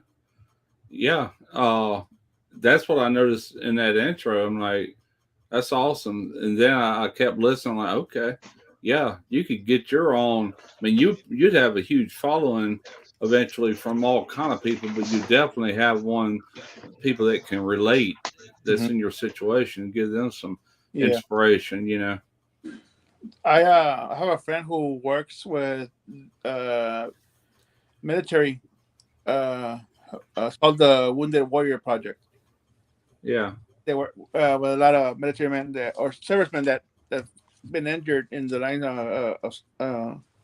of fire, basically during their service, and they're in wheelchairs or in crutches or whatever injuries they might have. I said that they really don't have anybody do what I'm doing, you know, as far as teaching them barbecue and stuff like that. So I might get in touch with her and see if we can get something started with them. Absolutely. A lot of people will gravitate towards barbecue and stuff like that for a lot of reasons, but I think that's another. Do you know who Larry Wolf is with the Wolf Pit Barbecue?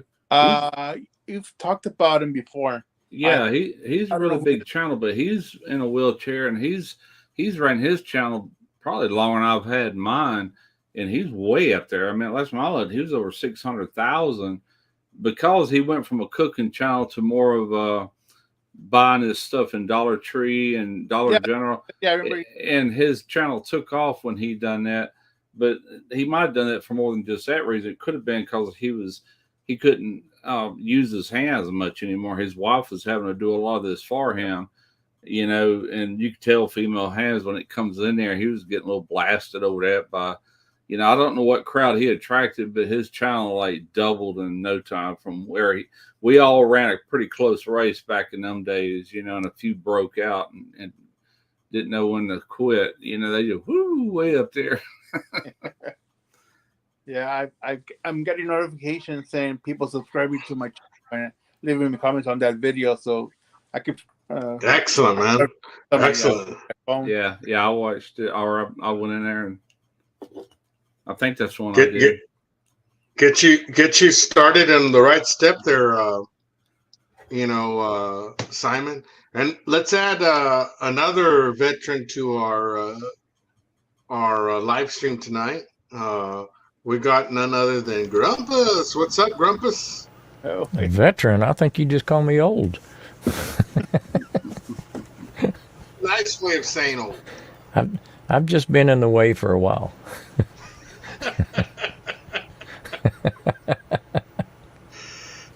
You guys like that? How's everybody doing tonight? How you doing, Russ? Doing good, man. Doing good. Thank you. I've got an echo in my headphones. Can you guys hear an echo? No. We get a little bit of little bit of air, like a little bit of air. Yeah, like a fan blowing. Like a fan blowing. Oh yeah, I do hear that. Maybe you're in Jurassic. Maybe in Jurassic Park world, or what's that background you got? Jurassic Park? That's Caddo Lake in East Texas. Okay. Well, I was going to say he needs that fan to keep them mosquitoes and gnats off of him with that swamp right behind him. That's about right. I think I'm going to have to move my computer under my desk because it's up here probably too close. That's one of the better green screens I've seen, man. Chuck, is he in here? He could learn some lessons from you on that green screen. Takes a lot of light. It looks clear. I don't see with Chuck over there at Niners Nation Barbecue. When he moves his head, you can see that green screen trying. It looks terrible. I'm like, his looks really good because it does. Got lid robo in the back. It takes a lot of light to get a green screen to work. That looks like it's supposed to look. Right. Thank you. Yeah, you're right. It does. It does. Well, I got the notice you were on, Al, but I didn't think you'd still be on when I got home. Oh, we've been on 3 times. Well, I was hiccuping along the way, man. I was using some other type of software earlier, so yeah, this is my 3rd attempt. So I'm glad though that I did it, man. So you guys can hang out with me tonight, man. I'm off all week, and I feel like I'm almost retired. So fuck it, man. I'm gonna ride with it, you know. I'm going to run with what you brought. Yeah. So you drinking anything tonight, Grumpus? I got a little rum and Coke right now. There we go. Been in a long day. I'm gonna end it right. I hear you. You cooking anything? Did you cook anything tonight, or are you cooking anything soon? Oh no, I might cook this weekend, but no, the wife had something ready for him when I got home. I don't normally work this late, but we got hammered in December, and man, I probably had 30 emails this morning when I went to work. There you go. It's a good problem to have, but man, it'll wear you out. Oh yeah. I want to be like Russ when I grow up. I want to retire and just sit by the pit. Yeah. I need to get up and move more. That's the biggest problem doing this full time. I've yet to get kind of organized and have a plan. You know what I'm saying? I think I'll shoot a video tomorrow or maybe the next day. And that, I already know I'm going to do that. I just never know what day, you know. Just use smaller splits so you get up more often. Yeah, there you go. I tell you, man. Let me put the music back on, man. What music? Let me see here. Oh. Yeah, you turned it down earlier or off or something. You have to watch the videos. Yeah. Yeah. Yeah, there we go. That's my problem. I need to get you guys hear it back? More. Yeah, I hear it. Quint, I wouldn't mind having part of your problem. Well, he ended up hurting himself.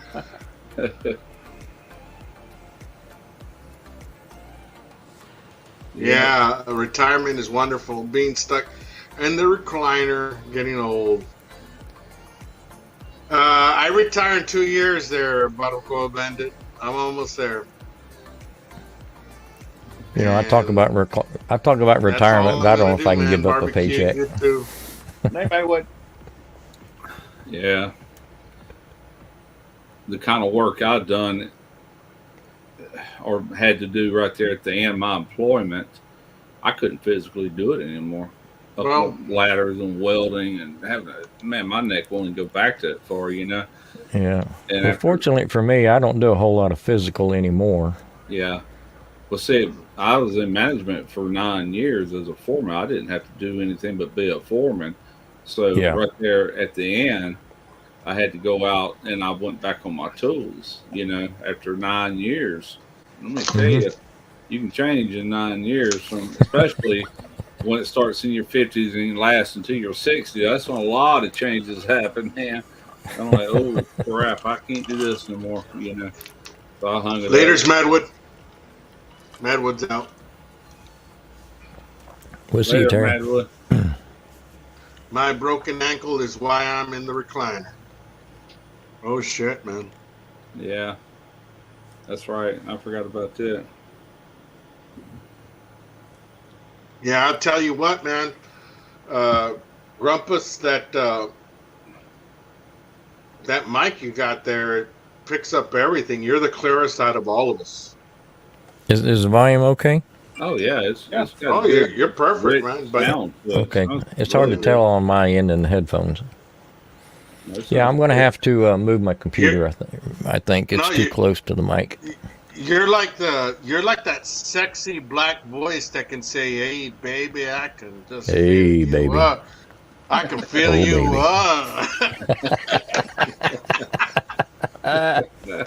I need me a midnight show. There you go. Into YouTube After Dark. Grumpus After Midnight. Grumpus After Dark.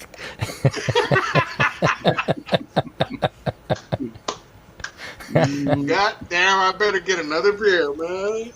After midnight, we're gonna let it all hang out. After midnight. Oh man. Yeah, I was talking to it was Tom over at Keto Cooking.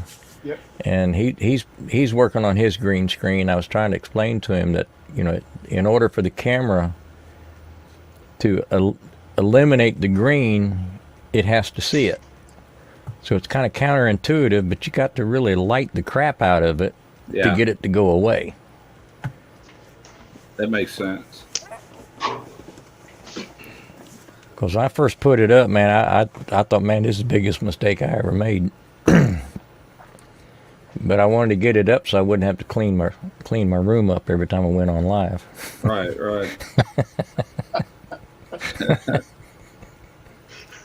Yeah. Grumpus has the voice to make him no moist. God bless.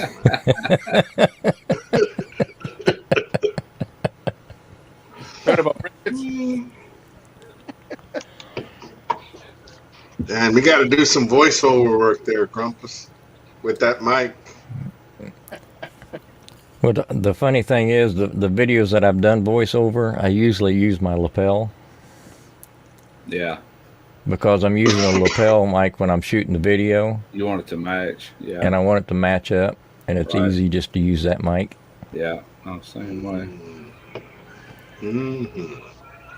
I get you. So you guys that do the voiceover, do you do the voice first and then match video to it, or the other way around? I've tried it both ways. The times I've done it while I'm watching the video. Well, I know what to talk about, and I just try to say it as naturally as I can. And I have to stop sometime and back up and do it again, but just edit that part out of your audio track, you know. But yeah, I've tried it both ways, and neither way was comfortable. Yeah. Oh, I hate doing them. I don't do them unless I have to, and unfortunately, I have to more than not. You know, something I said wrong, or if I said it wrong, and you can see my lips moving, I'll put that new audio in. I'll put some B-roll on top of where I'm saying that, where you don't see me for a minute or a few seconds. Great idea. You know. Let's talk about B-roll. When you take B-roll, do you have something in mind, or do you just do a bunch of B-roll and just have that in your archive to pick from? Pretty much just have it to pick from, but we are kind of, we'll set things up. I got one of these sliders, you know, and we'll purposely make really good clips, not just random. However it turned out, we will purposely set things up just right to get some really good, sexy angles, you know. And, you know, just good B-roll, but a lot of it's just random, just him filming me doing what I'm doing, you know. But, yeah, because I feel like that's something I need to get better at, is figuring out some B-roll. Yeah. Can't get enough of it, because you never know where you're going to use it at. And if you're one of these that saves all your stuff and file it just right, you could always find it for another video down the road, that B-roll you didn't use or something, you know, for whatever reason, a pit review or whatever it might be, you know. Yeah. Well, I save everything. Video. Yeah. Save the intro and the outro. I'm going to have it handy when I do my next video. That way I don't have to recreate it every time. Right. You definitely want to do that. You just drop that into your timeline, you know. That's how I used to do it. Every video started with that, then the part I'd actually edit, you know. Yeah. Well, that's interesting, man. That what you guys are bringing up. Definitely, it's definitely educational for us YouTubers that are starting out and you know, trying to get ideas on what to do next. You know, and you guys have been at it for a lot longer than us. Well, the hardest part is the ideas. Yeah. Right. That's where I hit a stone wall this week. I know I got to do that little review tomorrow, but that's not my main video. I've got to put it up tomorrow because I promised I would, you know, to the people that sent me the mixer. I'll let just 5-minute videos is all they're wanting. I'll say, yeah, I can do that. No problem. And and do that. And then what was we talking about? Gummy it out, Russ. Gummy it out. Man, how about a brain fart? I just lost all recollection of what I was even trying to say. Russ, it's not fucking good, man. You guys, you're on a roll, man. About butter, beat. Huh? Where am I at? What happened? That's the fucking best, man. That's the fucking. This is for you, Russ, Man. You fucking rolled with it. That's for sure, man. You rolled with it, dude. No barbacoa bandit. I have not done andouille, but it's on my list of things to do when I kind of get back in that sausage mode, which might be right after the first of the year, which it is already. So it's coming. It's a good time. It's a good time of year to do sausage, man. Definitely, man. Well, I can tell y'all what I'm struggling with here about the last 6 months is, I'm trying to figure out. It's hard to separate what you think your viewers might want to watch against what you think is interesting. And what you watch. Because I think us cooks, we're our own worst critics. Yeah. And I'll come up with different ideas and stuff, and I'm thinking nobody ever want to watch that. But it might be something that there's a viewership out there that may think that's pretty interesting. But just because we've done it half dozen times or so and are bored with it, doesn't mean we shouldn't share it. So it's kind of hard to get past. I agree, man. Just speaking for me, it's hard for me to get past that arrogance that I think, well, this is important. People need to hear this.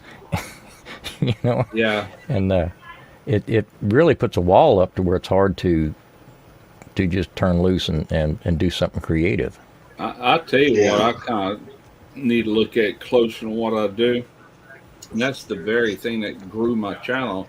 My top videos out of all of them, the most viewership. And it's not even barbecue, it's seafood and crawfish and things like that. That's where I should be really hammering out the videos. But nobody else is doing that. Well, they're doing it. It's just those videos have always done good for me, man. The algorithm wants me to do that, So I really do got to start doubling down on some of that stuff.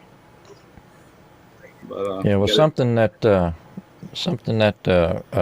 Rye said here a few years back that really stuck with me. He says out of 4 videos, he does 3 for his viewers and 1 for him. Yeah.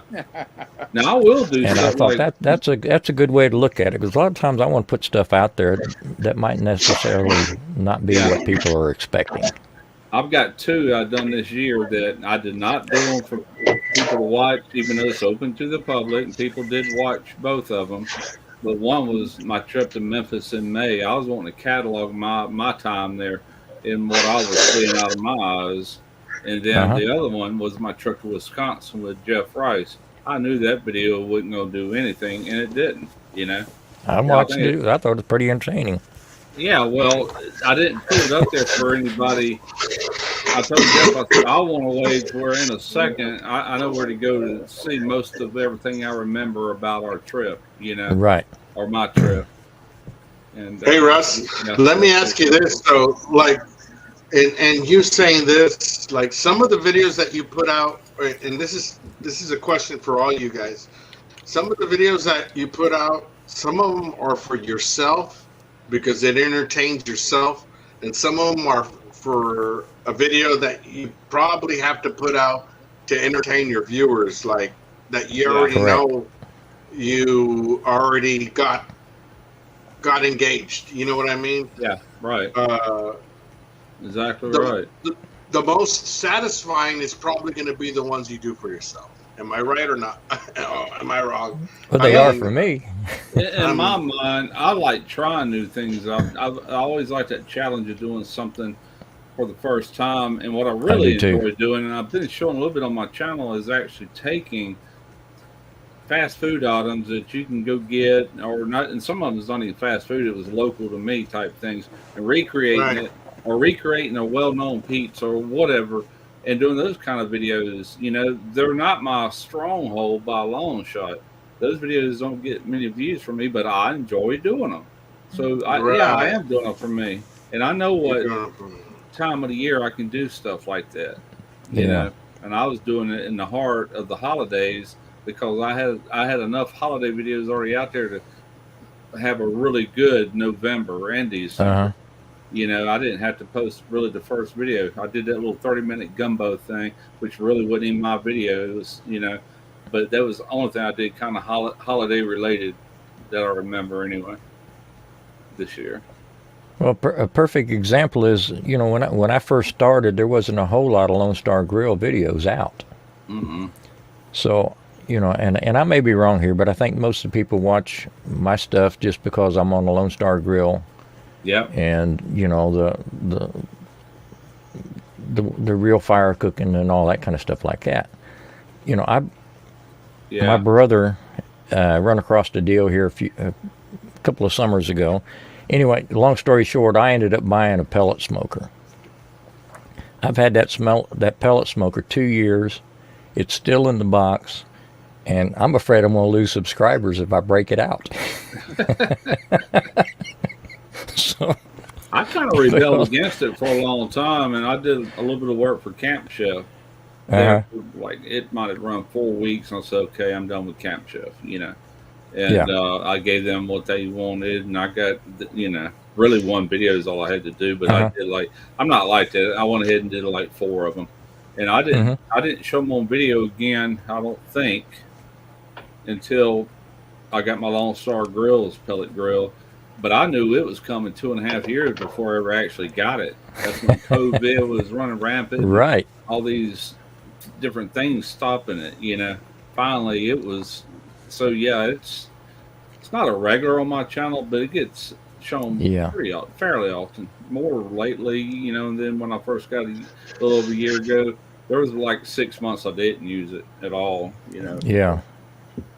Well, my brother and I got in a debate. He's got a pellet smoker. That's all he uses. Yeah. And I told him I use my smoker on the weekends and the gas grills through the week. And he was trying to convince me that the pellet smoker would do just as good as the gas grill through the week. So I bought this sucker thinking, okay, when I finally burn up the gasser, I'll just, you know, haul it to the curb and break out this pellet and try it. Yeah. But in the back of my mind, I'm thinking people will stop watching if I get into a pellet. They won't. And I don't have anything against pellet smokers. I just don't think that's why people's tuning in. Yeah. Yeah. Well, let me tell you this there, Grumpus.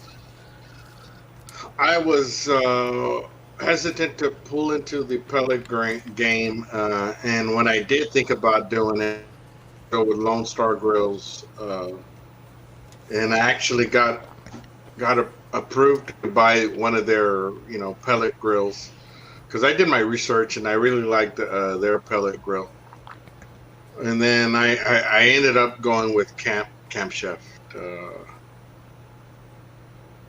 I hate to say it, man, because I'm not a pellet grill guy, but my channel started taking more hits with going to a pellet grill. Yeah. Well, and I can see that where people are buying them, they want to watch other people use them. I can understand that part too. I've gotten some pretty good views off of all my pellet grills videos put together, including the Camp Chef. But I had one Camp Chef video I did. It was turkey on a pellet grill, and that video did all right, you know, for that kind of video. I mean, it didn't break records, but it still did way better than average, and it still hits every Thanksgiving, you know, too. So, and if you look at statistics, and I'm trying not to talk shit or anything, but if you look at statistics, propane grills outsell charcoal grills, offset smokers, pellet grills. Propane grills are the #1 sellers across the board. Is that I buy a gas grill every 3 summers. Yeah, and I have for the last 40 some years. Every grill. They outsell. I've read that before. I've read that. And also, I don't know, I haven't looked at statistics, but I promise you that a Weber kettle probably outsells any other thing out there because of its price range and what all you can do with it, you know. Yep.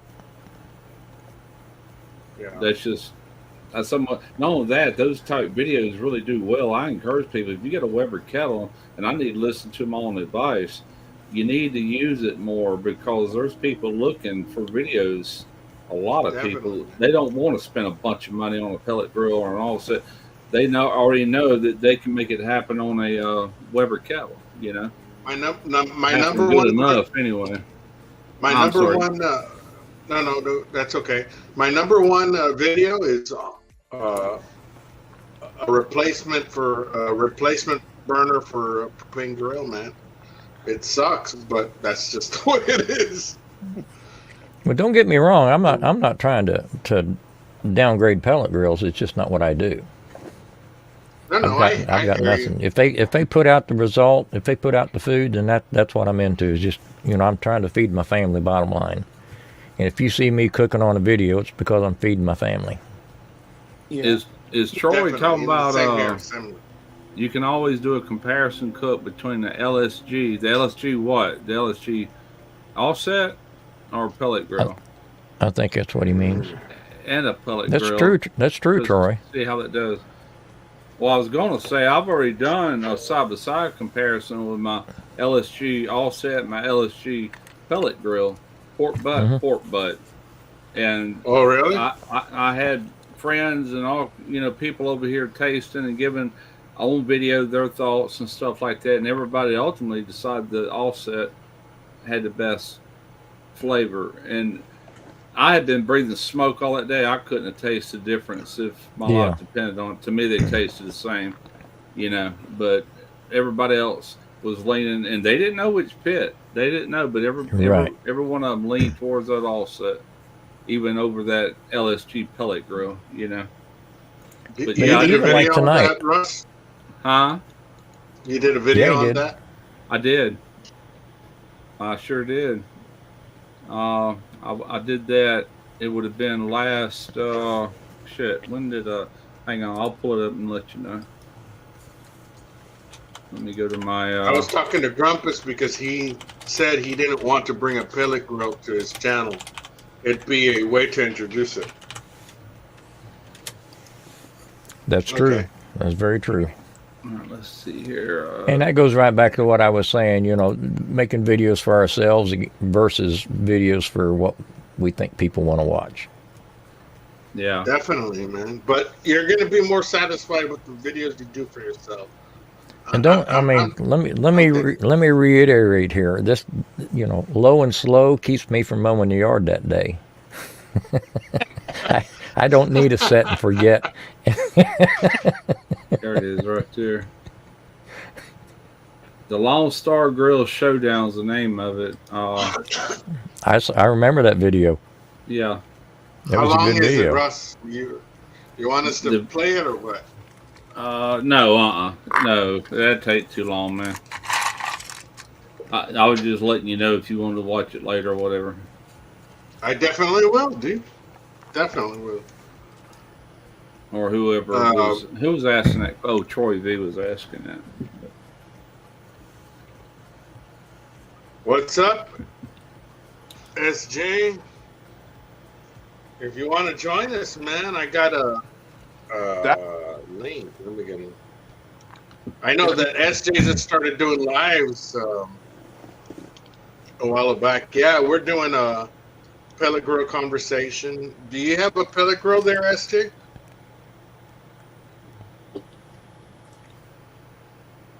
Yeah, so out with the connection. Let me make sure that my feed.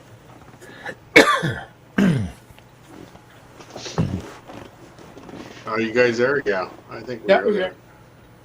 Mm-hmm. Yeah, so Yeah, pellet grills. I think a lot of people are hesitant to embrace them, and I was for sure until I finally did, and my channel started growing a little bit there, man. And I think that even big channels like Chud, dude, Chud uses it as an oven, man. I don't know if you guys seen that, but he uses it as an oven. He does a lot of bread on it. So, to each their own. I mean, I'm not here to say that you should or you shouldn't, but I was hesitant, definitely. And well, to me, it's all about convenience through the week. Well, like tonight, I got home late. I do most of the cooking around here. And when I come home from work, I want something hot, fast. I want to cook it and turn it off. Yeah. I don't want to wait for charcoal to heat up. None of that kind of stuff. That's why I have a gasser, because I can fire that thing up, and 2 minutes later, it's ready to throw the meat on. Yeah. Fuck yeah. Definitely. The propane, dude, it's produced some of my best steak. That's just the fucking honest truth, dude. Talking about convenience. I'm sorry. I thought you was done. Go ahead now. I'm done. Go ahead. I was going to say, pellet grills are very convenient too, especially down here in this deep south heat, man. In July and August, all that the flies are real bad that time of year. We'll prep inside, have the pellet grill go and pop it in there and get our butts back into the air conditioner. You ain't got to tend to nothing, man. I love it for that, especially, Yeah, and that's why I like my Blackstone, because I can prep everything inside. Take it outside, cook it real quick. About 10 minutes, Yeah, you can. And there's something to be said for the. I mean, a lot of us have been doing this a long time. I like just the process itself, just the romance of just building a fire, getting it going, managing that, getting your food on there, and just enjoying a nice day. Yeah. I'm sure everybody here works hard, but I know I'm like a dog chasing my tail all week long. When I come home, Low and Slow forces me to slow down, take it easy, take a break, and hopefully I get something good to eat at the end of the day. But if I burn up a brisket, I still had a good day. Yeah, man. Barbecue has been my therapy for a long time, Absolutely. And what I cherish the most is the times I'm able to do it off camera, where I'm really taking it all in then, And, I'll make time usually that we'll just do cooks and it's just family hanging out, no cameras involved, Yeah. Maybe a picture to send it to Facebook. And that's about as far as it goes, Yeah. Listening to some good music, or like what I like to do. I Chromecast some videos to my TV outside by my barbecue pits, and I'm drinking, I'm watching video, and I got a Bluetooth speaker on, jamming the music, and it's just great, man. Tell Alexa to wake you up every 45 minutes so you can throw another split on. Yeah, I got a beer. Y'all go ahead. Okay. That's why I got my waters thermometer. I have it set to if it falls on a certain range. Oh yeah. It wakes me up as I go put it in a logging fire. Quint, smoking a brisket, taking a nap. You can't beat it. No kidding, man. Quint, I got a Weber kettle, GMG pellet, a Kamado, a Kanka, a griddle, and soon a Monument pellet cooker. Yeah, man. Quint want that pellet grill from Trumpet, and Trumpet's all excited. He called me up. What the hell was that? That sounded funky. My booty call. Anyway. That sounded like a booty call. Well, Quint, the only thing I see in your lineup that you still need to get is an offset smoker, man. Yeah, definitely. Man, I all Oh, them my. super chats, Quint. Oh, never mind.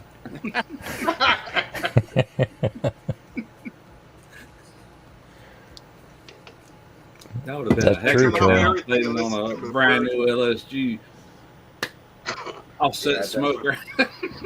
Definitely, Troy, man. You can hear in some of my videos, you can hear the birds chirping, man. Definitely. It's definitely comforting. SJ Cooks, I like the idea of just needing a fire and some meat and cook anything. I hate the extra baggage that comes with pellet cookers, moving parts, electricity, stuff going wrong, technology, etc. I agree with that. That's my hang up with them too. Yep. If you have a situation, let's say for a video where you only got one pellet smoker and you want to use that pellet smoker and something goes wrong, there goes your video, man. Everything you just did. If that's an offset or a kettle grill or whatever, that video is still rocking, man. That's right. Yeah. But You I know, also the funny thing is, some of us that's been around for a while, you know, this pellet smoker, or the pellet grills and all this stuff, technology. Remember way back, Russ, when microwaves first come out? I do. All the controversy with the microwaves. Yeah. It's kind of like we're doing it all over again with the pellet smokers. Yeah. And a lot of Everybody said microwaves are going to kill you. Microwaves are cheating. It's not real cooking. Right. And I'm not opposed. I've never have been opposed to pellet cookers, because I haven't either. I just primarily really love cooking on all the wood-fired stuff I own. I was also holding out for the LSG. So if I'm on one, and it's going to be the best one, in my opinion, that's out there. That's a debate in itself. That's true. That's my opinion, you know. So I got one now, and it does get used. It hadn't hurt my channel though. Nobody's condemned me over or nothing like that, you know. And I was offset guy there for what, 3-4 years in a row before I started really venturing from that much. And I'm still, a lot of my videos we shot this year or the last year that just passed, a lot of them was using offset, you know. Mm-hmm. A lot of the barbecue videos.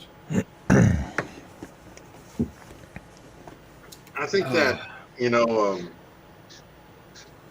the offsets right now, there's so many brands to choose from now. It's kind of confusing. There's a lot of good ones out there. Yeah, there's a lot of good ones, man. Oh yeah.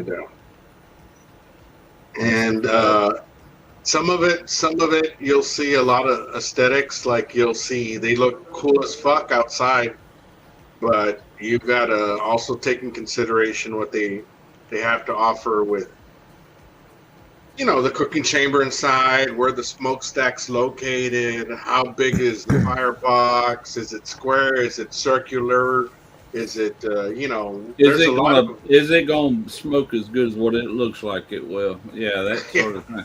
Yeah, Well, there's a whole... My dad was a welder, so I've been around that my whole life. And when I saw the welds on the LSG, I mean, that thing was just beautiful. Oh, yeah. And that's one of the cleanest, aesthetically pleasing smokers out there. Yeah, it is. Now, there's some good smokers out there, but they kind of look like crap, too. And there's other ones that's really good, but they're not in most people's price range. Right. Yeah. When you can get an LSG and produce just as good a cook on it, you know? Oh, yeah. And they're not the cheapest, but they're also not the highest by a long stretch, you know? And for me, it was an easy decision because he was only about 45 minutes from my house. So I could drive up there and touch it and rub it and look at it and all that kind of mess and just get really excited in the showroom. And he emptied my pockets before I could leave. Did you go to Willis, Texas, or the new place in Conroe? That's the Willis. I haven't been to the new place yet. I hadn't either. I've been to one in Willis to get mine. I haven't been back, you know, but they're in a whole another location. That or they got two locations. I'm not really sure. No, he shut the other location down. Oh, did he? Okay. I'm pretty sure he did. I think it was closed last time I drove by. Okay. But yeah, I think he's got like four or five times the room he had before because he really outgrew that other spot. Yeah, he did. He sure did. And I was happy for him. But I got to tell you, in my whole lifetime, that's probably the best people I've ever done business with. Oh, yeah, man. That is a family ran business, you know, and they treat it like that. And he cooks. He knows his stuff. Pardon me? Who's this again? This is Chris and Amber, the owners of Lone Star Grills. Yeah. Okay, yeah.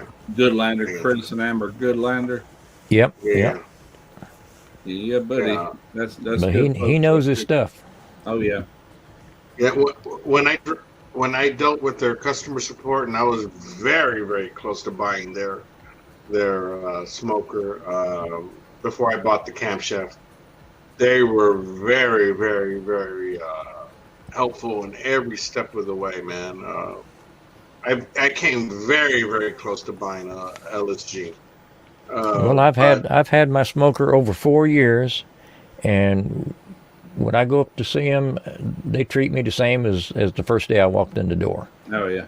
Yeah. I mean, they remember you. They treat you like not just a customer. They treat you like a friend. That's good to know, man, because for future reference, I might just head that way. I'm happy with my Camp Chef. It's produced really good food for me, and it's also got me a lot of subscribers. I'm not gonna lie to you, man. It's got me a shitload of subscribers. I was a small channel, and I still am, but I made up like 300 fucking subscribers with just buying that smoke. People, as a YouTube channel, people will identify with that Camp Chef. I'm talking about most people, I would think, because it's more affordable to them, and that, or a lot of people might already own it and they're wanting to watch videos on it. Oh, this Camp Chef guy, it can work either way, but either one of them would be a reason, though. Yeah, they bought into a lot of big names too, man. I mean, they played their cards right with who they got back in it, man. I'm not gonna lie, dude. They got Mad Scientist, Hey Girl Hey, Anderson Smoke Show. Yeah. They got their backers. They even gave some to Chud, but Chud doesn't really put it out on his channel. You'll see it in his videos where he's baking bread, but he doesn't actively mention it. You know what I mean? Yeah, but he's pushing his own stuff. Oh, yeah, definitely, man. That's definitely. True. We got the Camp Chef Woodwind Pro when it first come out, the little 24-inch chamber, not the 36, and I didn't want it. And I told Derek about it. He goes, "I want it like that." I went, "All right," So I ordered it. I said, "You're going to do the video." So he did that review video here a while back, I guess September, whenever it was. It was smoked cheese, I guess it had to been later because it would have had to been cold. It's probably November or October, and probably October, late October. But at any rate, he did the video, and that's all they wanted was a review video because I had no interest in working with him again, since I'm LSG now. And so they sent it. He shot the one video. Then he turned around and sold it for $800. So he was the only one that won on that deal, And whoever got it got a brand new pit, used one time to smoke cheese for about, with shipping and everything, probably about another $800 off if I had to get it. So, that thing didn't even get hot enough to burn the paint. No, man. It sure didn't. That ad wasn't up long either. He sold it almost immediately, That's right, man. But that's the name of the game. Yeah, definitely. If you're like a sponsor of mine, a big one like LSG has been for me, then I ain't got no qualms with these other people,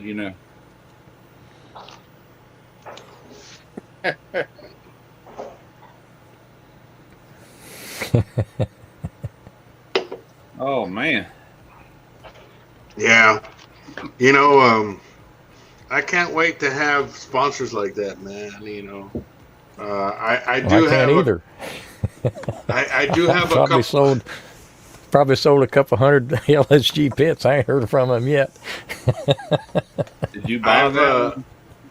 Oh yeah, I bought mine. Oh, did you? Okay. Now I went up to buy one of the fire management baskets, and he offered to give me one. But I didn't take. I went ahead and paid for it. Yeah. So he has offered me stuff before. Well, all he looks at on, I don't know what your numbers are, but he looks for views and he looks at channel size, and then you might be getting something else in the future that he'll actually. Oh yeah. He needs somebody that takes. takes it more serious than I do. Okay, yeah. he's giving quite a few out, man. Do people Yeah, he has. contact you, or do you have to go out searching for sponsors? I don't waste time looking for anybody, but I get emails daily and I pick and choose. You know, if it's something I want or can use in future videos, and I'm doing that product review I'm doing tomorrow, that's what that is. And I got another one sitting in here, a little nugget ice machine, brand new in a box. I got to do the same thing for them, just do a little short video, but it's stuff either I want, and I'm not going to dicker over. I charge most people to do videos, but if it's something like that, I'll throw a little 5-minute video real quick. Bam, I got something I want. Plus, I could use it in future videos. Right. You know, so it works both ways with me. All depends. Yeah, I had a company approach me once, and in fact, I talked to the owner, and I told him, I said, well, some of the stuff you've got, I don't know that I would even use it. Yeah. And he said, well, I tell you what, I'm going to send you a box of stuff, and if you decide to use it in a video, just give us a mention. Yeah. And, I thought, okay, fair enough. Did you do any videos with it, or? I haven't used anything yet. Oh, you haven't? Okay. All right. You just got it. Okay. Yeah. I mean, it's some things I wouldn't even use. I mean, I might use it on a gas grill or something like that. But I've gotten some off-the-wall stuff that didn't have nothing to do with my channel, like lipstick promotions and stuff. I'm serious, man. I would love to see you do a comparison on lipstick. Yeah, I mean, what am I going to tell people about lipstick? And I emailed back. That's one of the few I replied to. So y'all really need to start researching who you're sending these emails to. Can you picture this old man that does a barbecue channel doing a lipstick commercial? Come on, you know. But compare some burnt cherry lipstick to some barbecue sauce. What they do is they send these emails out by the thousands. That's how it ends up in your junk folder, you know. They throw it and see what sticks. But some things are legit. It's right, like a little opportunity there, and that's what I'm looking. But I turn people down every day that comes around. They find my email through YouTube. Hey, Russ, look at Quint's comment. Russ Delta 8. Oh, yeah. You make that barbecue related. Am I talking too much? No. No. Oh, okay. Delta. I think Al's bored though. No. I got 100 fucking messages in my phone right now, and I'm just starting to answer back. No, you guys roll with it, man. Well, if any of those are for me, just tell them I'm busy. I think one of your booty call just texted me and said, she thought it was you. What's Grumpus up to, man? He hasn't answered. Yeah, that'd be a sight. You lipstick with them Bubba teeth I got. Yeah. Delta 8 barbecue. If you really want to kick it up and amplify your backyard barbecue, then do Delta 9. You know what? One thing that I want to tell Simon, make sure that you have an email to your about page. Yes. So that when you do get to that point where people are going to reach out to you and try a product. I mean, I'm a very small channel, but I've already had people. I got a couple of sponsors now. Yeah, I don't very small. Put it on that video or not, but I can always go back and edit. Yeah, I'm a very small channel, but I ended up getting like a sponsorship with the wood. Now I'm set for wood, as much as wood. So you saw me in that grill versus grill video that I did. GWP Gourmet Products are now sponsoring me, so they're sending me wood. They're sending me wood as I please with. So that was the first shout out that I gave to them, and that came out of the comparison where I compared them to B&B charcoal. Yeah. So start doing those reviews and comparisons, even if it doesn't pay you at first, because eventually they're going to reach out to you. And that's the only thing I can say as a small channel. It paid off at the end because I did a burner, a deep fryer burner in the very beginning that I paid $50 for, and they sent me 2 burners there afterwards, and I sold them. Yeah. I got one, and I sold the other one, and it keeps going. I don't know if y'all have heard of.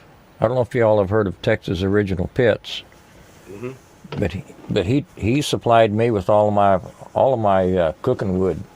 Probably for the next 2 summers. I mean, I've got 5 cords of wood that a man gave me.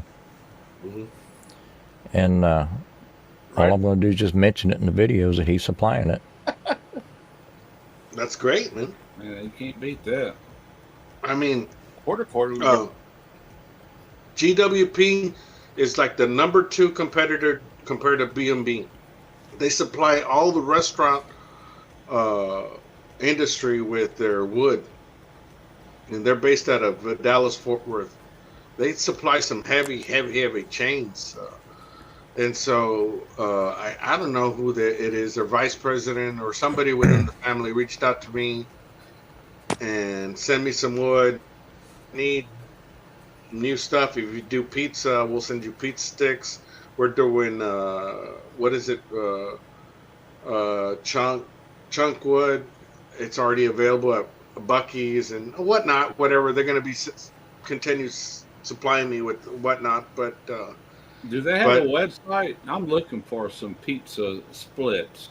It's already like small. Yeah, it's 1 inch by 1 inch, 1 inch by 1 inch by I think I want to say 8 inches. The sticks.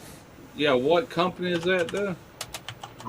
Gourmet Wood Products. Okay. All right, I'll look for that later. They're friggin' awesome, man, because they're consistent as hell, man. And everything they do, their work ethic to commitment to excellence, dude. It's friggin' awesome, man. That's what I've been using. I better type that in. Gourmet wood products. I'm just going to bookmark this page that way I don't forget. How do you spell gourmet? I got it. Never mind. Yeah, if you look at their if you look at the video I did for them comparing to B&B, man, they won in almost every aspect, man. They're all right. I got that bookmark. I'll look at that later. Yeah, they're awesome. Tomorrow. Yeah, they what they did is they started as a restaurant supplier. And then they branched out to like the backyard barbecuist, you know what I mean? So that's where they're at right now. They reached out to me, and I started using them for the last couple of months. Well, that's a good one I had, man. You know, Fogo sponsored me for like 3 years, and I usually reached out to them when I was out or getting low, and that last time I just didn't. They took on somebody else in management, and that last time I got it, I said, well, we'll send you 6 months instead of a whole year like we have been doing, and we'll see what happens. And I took that as like, okay, they must be about done with me, so I never reached back out to them, you know. Yeah. But for 3 years, I used nothing but Fogo when I needed charcoal, you know. So, Russ, in a case like that, was the charcoal they supplied, was that the sponsorship, or was there money involved in that too? No, that was strictly the product, because to me it was saving a ton of money, you know. And, oh yeah. And they said I never had to mention them. Just use it. I'm like, that's a no-brainer, you know. Oh yeah. And I did. I showed a little B-roll of me pouring that out of the bag in slow motion, then lighting it, then pouring it in the thing. Everybody knew I was using Fogo without me saying a word about it. Right. You know? And so that was 3 years worth of all the charcoal I could possibly use. Not just me. I was giving Derek bags to cook on where he lives. He was hauling it back to Alabama. There's a lot of charcoal. That's some good stuff, though, man. I mean, I've never used it, but it's expensive as hell, man. Yeah. But if I'm smoking something like that takes charcoal wood combination, I like a good lump charcoal. But if I'm grilling, like skirt steaks or something like that, I want charcoal briquettes. Don't ask me why. They give off a different flavor or something than like a lump does, and plus you can control your heat better in a grilling situation because there's not a lot of cold. Definitely on an offset, you're gonna want. I mean, personally, a lump charcoal base and then splits on top. That's the way I see it. That's about the only thing I use charcoal for is just to get the fire started. Yeah, I was going to say I've done both. As a base. If I see a bag of charcoal briquettes, I'll start it with that, or if I see lump, I'll start it with that. Either one, it don't matter because that's all going to be gone in ashes. Right. I ever started putting meat on. Whatever's on sale when I bought it, that's what I'm using because it don't last long. No, it sure don't. A little bag. Damn, Troy, I was trying to figure out why Grumpus and Russ talk about wood. I'm only a few years younger. I forgot what wood was. That's why I stick to pellets. we might be old, but we got good memories.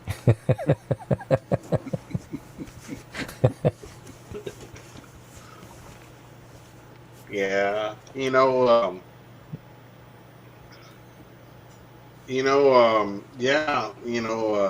there's some woods that work in good combination with each other, and for me, I like a base of mesquite lump charcoal and then some post oak on top. That works best for me with beef. My personal opinion, but I mean, it depends what I'm cooking. If I'm doing pork or chicken, it might be something a little bit different. But man, I've been I think you go ahead. I'm sorry. No, finish what you. No. Where I'm at, I get the base mesquite lump charcoal very cheap. So I primarily use the base mesquite lump charcoal because the close proximity I have to Mexico. $2 bags.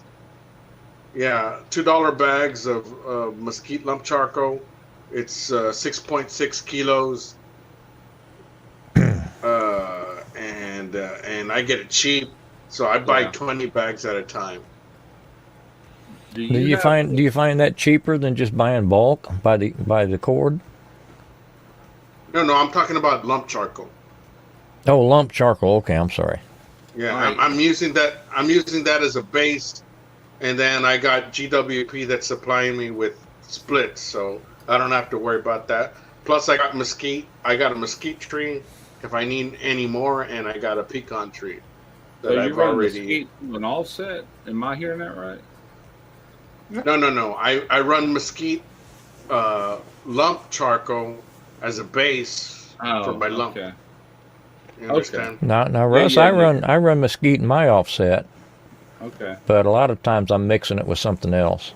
Yeah. To kind of tame it down a little bit. I've never thought to try that on the offset. Because you know how an offset is, you think it'd over smoke everything, and it don't. So I'm wondering how that would actually do. Mesquite runs hot as hell, man. Well, not just that, it's so powerful. If you put that in a charcoal environment, like on a Weber kettle, you can over smoke your food with that if you're not careful. Well, yeah, that's why you wait a little longer than normal would. Yeah. But fortunately, with the LSGs, they've got such a good draw on them. I've never had a problem over smoking with mesquite. I ain't never had a problem with over smoking anything. It just it's hot as hell, man. Yeah, mesquite runs hot as hell, man. It's hotter than any fucking wood I've ever run, man. Would you agree, Grumpus? I would agree. I've got I've got a bunch right out here. I say a bunch. It's like this much, an arm, big old armful of it. Yeah. Really, a friend of mine brought back from out there in Texas somewhere, and they're about 2.5, 3 inches in diameter, you know. But Yep. I had the Santa Maria sitting there, and I sold it, and so I forgot to tell him to grab them. But they're perfect. I love grilling over mesquite. It's just smoking with it. I have to be careful. I don't have enough to do it in my offset, but so chunks is what I'm talking about, like mesquite bag chunks.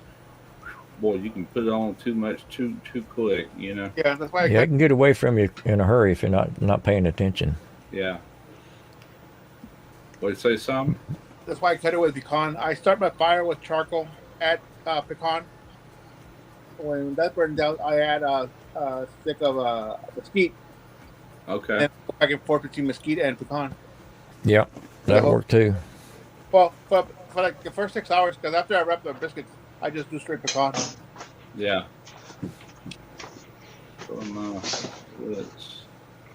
The first wood I ever got from my Lone Star Grills offset was I looked through Marketplace or Craigslist, one of them, and found local people around me. There was all kind of firewood for sale, and I found this one guy. He brought me half. It was half pecan and half hickory, and he actually had them separated. And he stacked them up in my wood rack. He did all that for $125. Brought them here. Oh my goodness, that's excellent. I would love that. Yeah, that's excellent because I'm paying around $250 to $275 a cord. Yeah. For what? Yeah, these guys right here in Vancouver locally, and they said it was seasoned wood. It wasn't seasoned as much as I wanted to be, but by the time I got halfway through it, it was seasoned. Yeah. You know?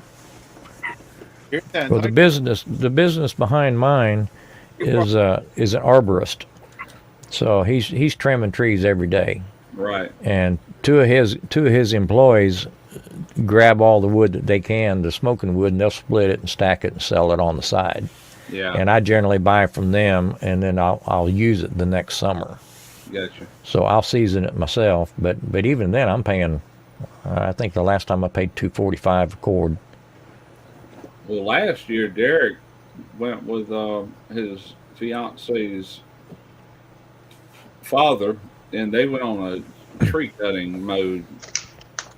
They had all these trees that were already down that they could cut up, plus they had to lay a few over, but most of it, the majority of it was what do they call that? Blackjack oak.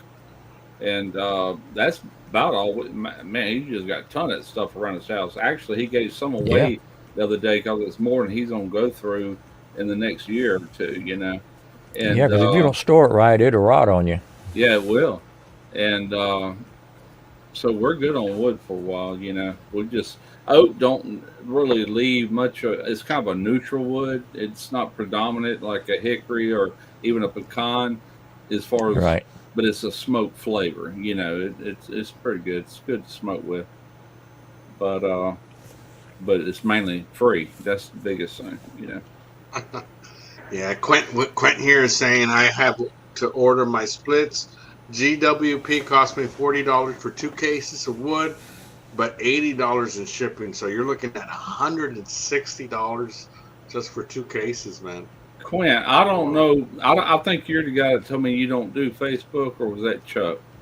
If you got Facebook, go to the Facebook Marketplace for your area and type in your search, wood splits for smoking, or, you know, wood for smoking, something like that.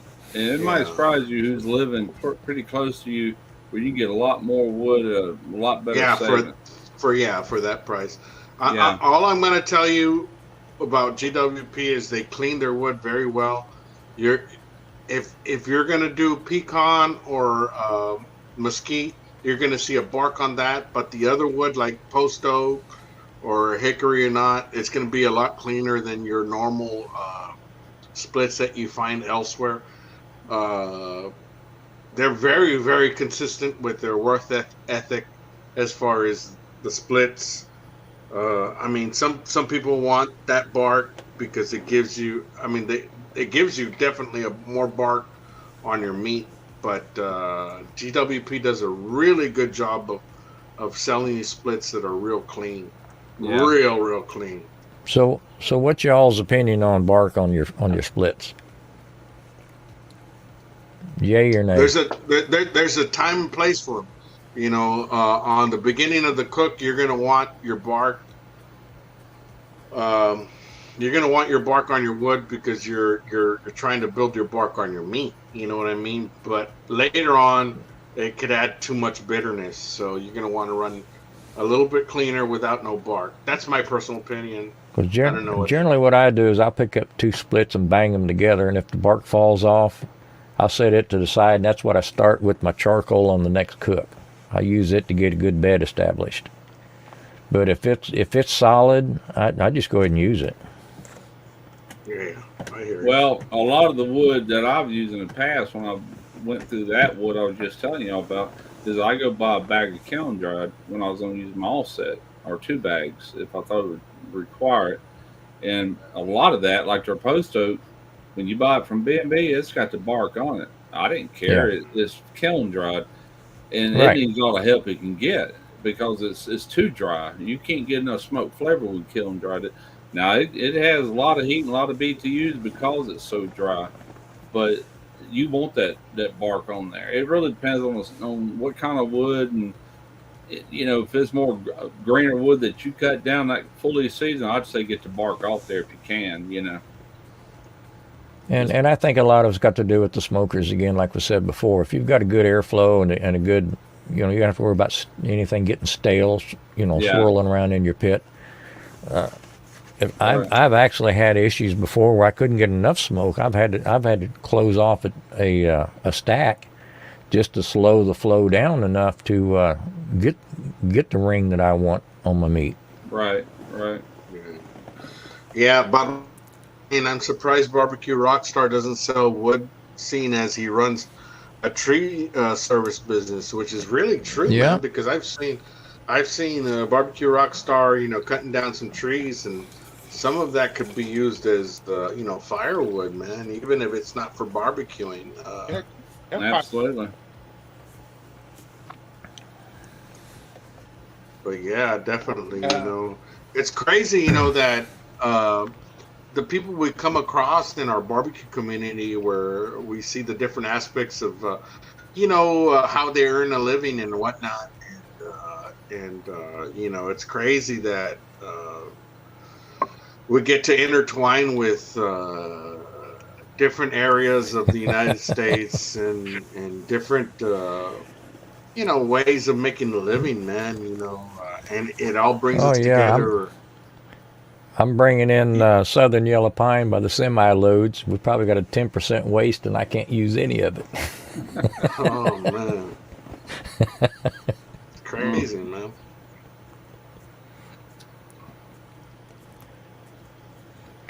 Yeah, it's like these fast food places, man. They get all these leftovers, you know, or restaurants even, whoever, you know. It's like there's hungry people everywhere, you know. That's it. Throw that away. You know, tell them what they throw away. Well, you got to stop doing your Taco Bell videos there, Russ, man. I'm starting to want to try that place, man. I never even thought about trying Taco Bell, dude. Make them yourself. They taste better. I'm thinking of What'd you say you cut out, Simon? I'm sorry. I was thinking about trying something like that, that pizza that you made, that Mexican pizza. Oh yeah. It's easy. It's very easy.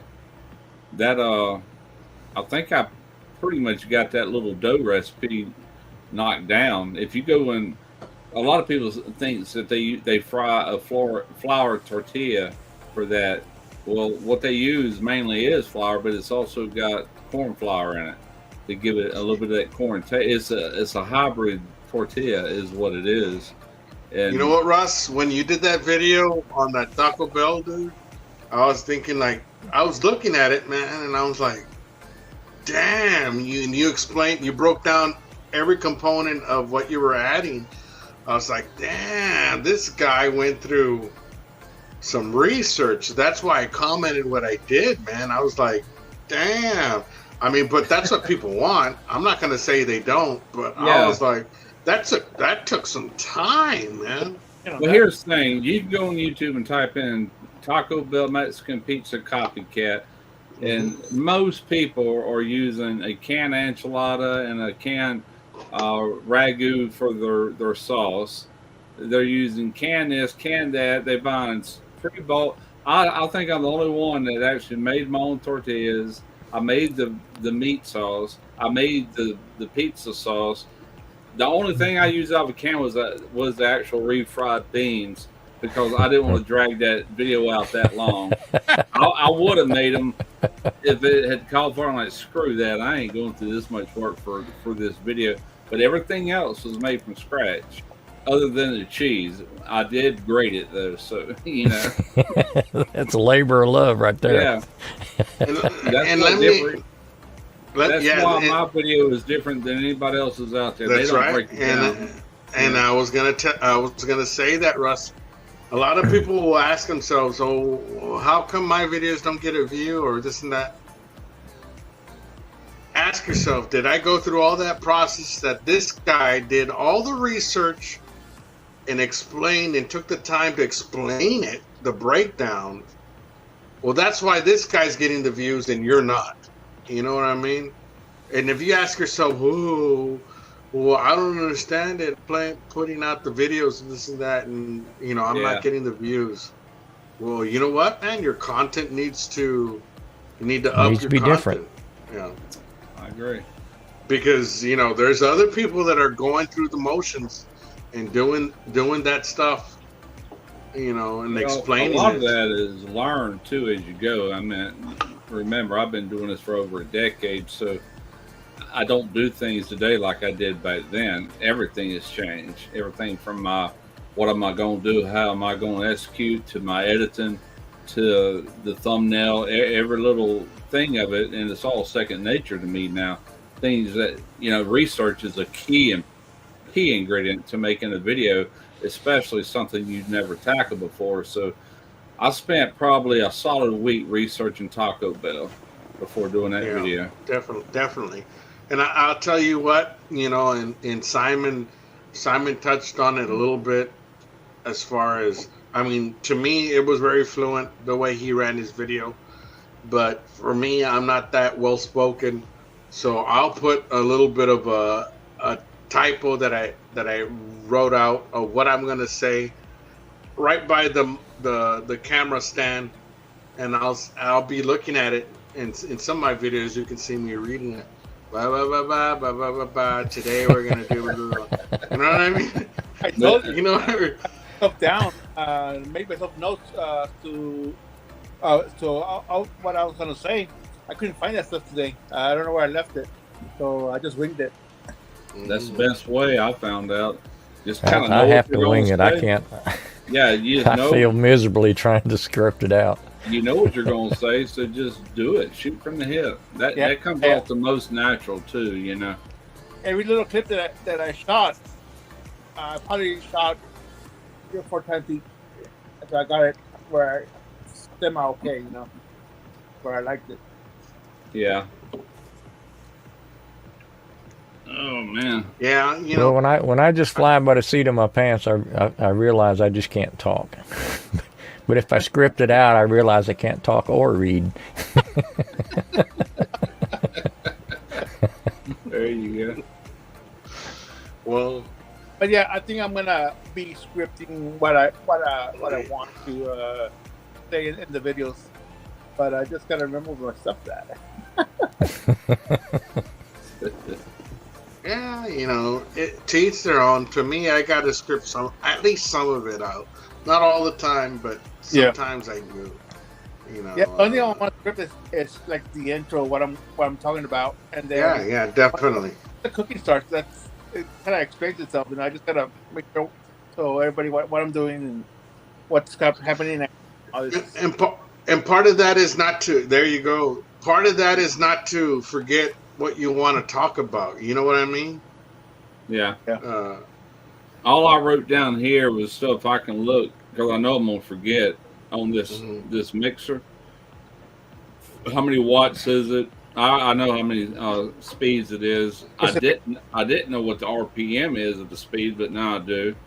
The total weight of it to pick it up, I got that, and then I got a little comparison thing from like their cheapest to their biggest or whatever. I wrote little things like that down, but I don't never write down what I'm really gonna say because I already know what I'm gonna say. It's just where do you have that, Russ? When you're on the camera, do you have it on the floor? Do you have it in front of the camera? Well, in a case like this, I'll probably have it over here to where I know I can read it, and it not be in camera range to where you know I'm reading it. I'm not gonna read it. I'm gonna look at it like, oh yeah, it's 5.8 pounds. You know, then I just read it, so I'm gonna tell you, this beast weighs 105 pounds, 0.8. You know, that's almost 106 pounds. Think about that, would you? That's wow. You really want to get one? Damn it, Russ. We got to catch that on video. I can't wait to see this video. It's probably going like, hey, I'm Russ Jones. I got a new mixer. Would you like to see it? Right over here. Follow you better take some CBD next time you do that. Honey, could you next grab video? While you shoot this video, I'm going to... If it wasn't so heavy, I'd show it to you. It's flying away. Oh, God. Did you guys see that? Did you guys see that? Have I told you how wonderful these things are? The downfall of Russ Jones of Smoky Ribs and Barbecue. Come up next. Stay tuned.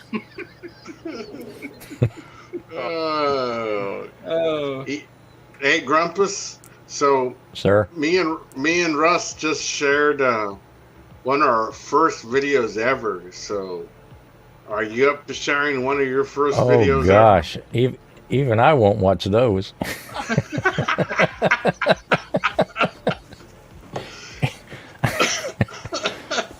How long ago was it, Compass? This is your show, man. I've been at this, about 4 years now? Oh, wow. Okay. I don't believe I'm following you, but I'll check that tonight. I am. I know for a fact I am. That first video of us unloading that pit was, it took all day to move that pit about 60 feet. I have a smoker that's about... I'm going to go back to... probably weighs like 500 pounds. That took 3 of us to get off the truck into the property. Well, the funny thing is, now the one I got's about 1,700 pounds. But after we got it moved where we needed to move it, then we thought, we could have took some racks out and some grates. Yeah. We probably could have taken 600 pounds out of that dude. Been there, done that, man. I got delivered that Kamado Big Joe, their biggest one. Oh, yeah. Back when I had it. And the neighbors are all coming over to, let me give you a hand with it, man. And anyway, one old man, he fell down, and we ended up setting it down. And I'm like, man, I could have took the firebox out of there. I could all that stuff was down in the belly of it, Everything that came with it was inside of it. Yeah, I'm like, I could have lightened that load by a bunch. Sorry, guys. I was breaking 2x6s on my deck. Right now when you said it, I guess I could have done that, Yeah, it didn't dawn on me until after the fact, it's like, God, break back and break. I was just so excited to get it on my property, I didn't think about lightening the load. Yeah, I've seen that Lone Star Grill's delivery day. That was my very first video. That was 4 years ago. Yeah. Which one do you wanna show a little bit of? I'll do that one if you want to show any of them. That was the very first one. I mean, they're all pretty cringeworthy. Heck, my last one's pretty cringeworthy. Cringeworthy. I haven't done a video I liked yet. We're our worst critics, man. Yeah, definitely. Okay, so let me. Jeez. Popcorn.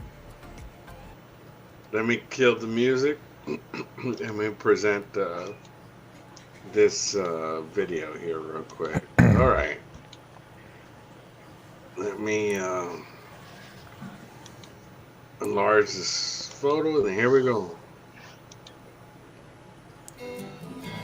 Okay, everyone, the day's finally here. I didn't know what to do with my hands. Longest 12 weeks of my life. Do you see this?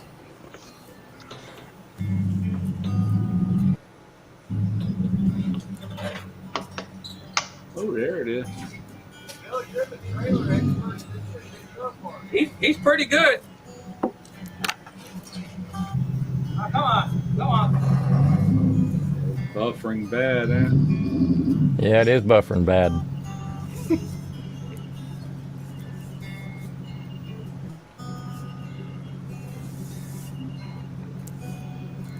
Just trying to keep the ruts out of my neighbor's yard. Oh, was that your neighbor's yard? That was my neighbor's driveway. Ah.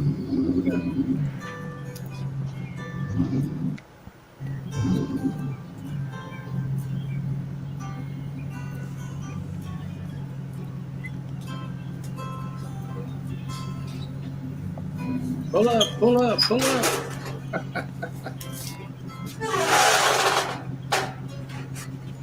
Another foot. Another foot.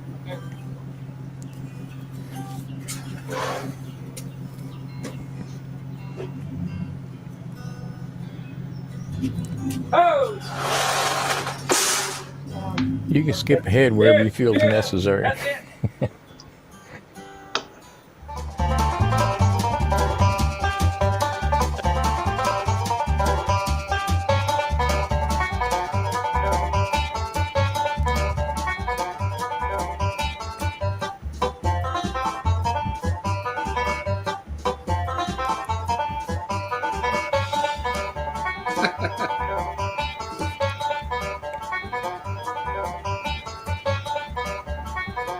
You had some people helping you.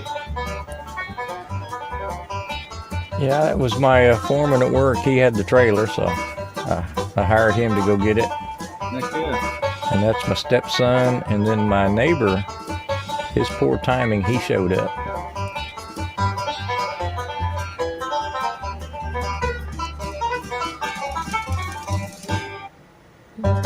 Oh, damn. Somebody better get in front of it. Now, for some reason, we thought it'd be a good idea to tie a rope on it in case it got away from us. Yeah,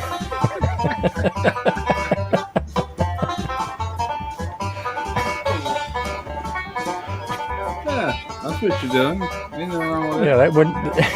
There's no way we could have stopped that thing. it. No, a lot of weight. Man, that's a huge pit to unload. Ready? Oh. Ready? Little more. One more. 1, 2, 3. Oh, man. There went the first board.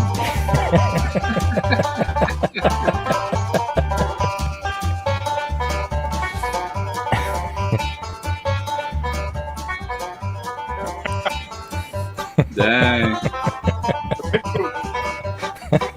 Was that your neighbor that just peeked around there? Yeah. Okay. That's my neighbor there in the black shirt. Yeah. Golly, boy, that's a tight little It's very tight. walkway there. Good gracious. Yep, there went the other board. There it is. Holy crap. Oh, that rocket. Yeah. My stepson done put the jack away, so I had to go get it again. Glad that's the only board that broke. Of course, we're not at the. Y'all ain't got to tear it yet. No.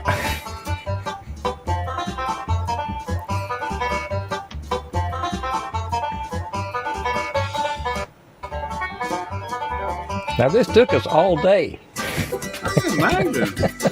Good gracious.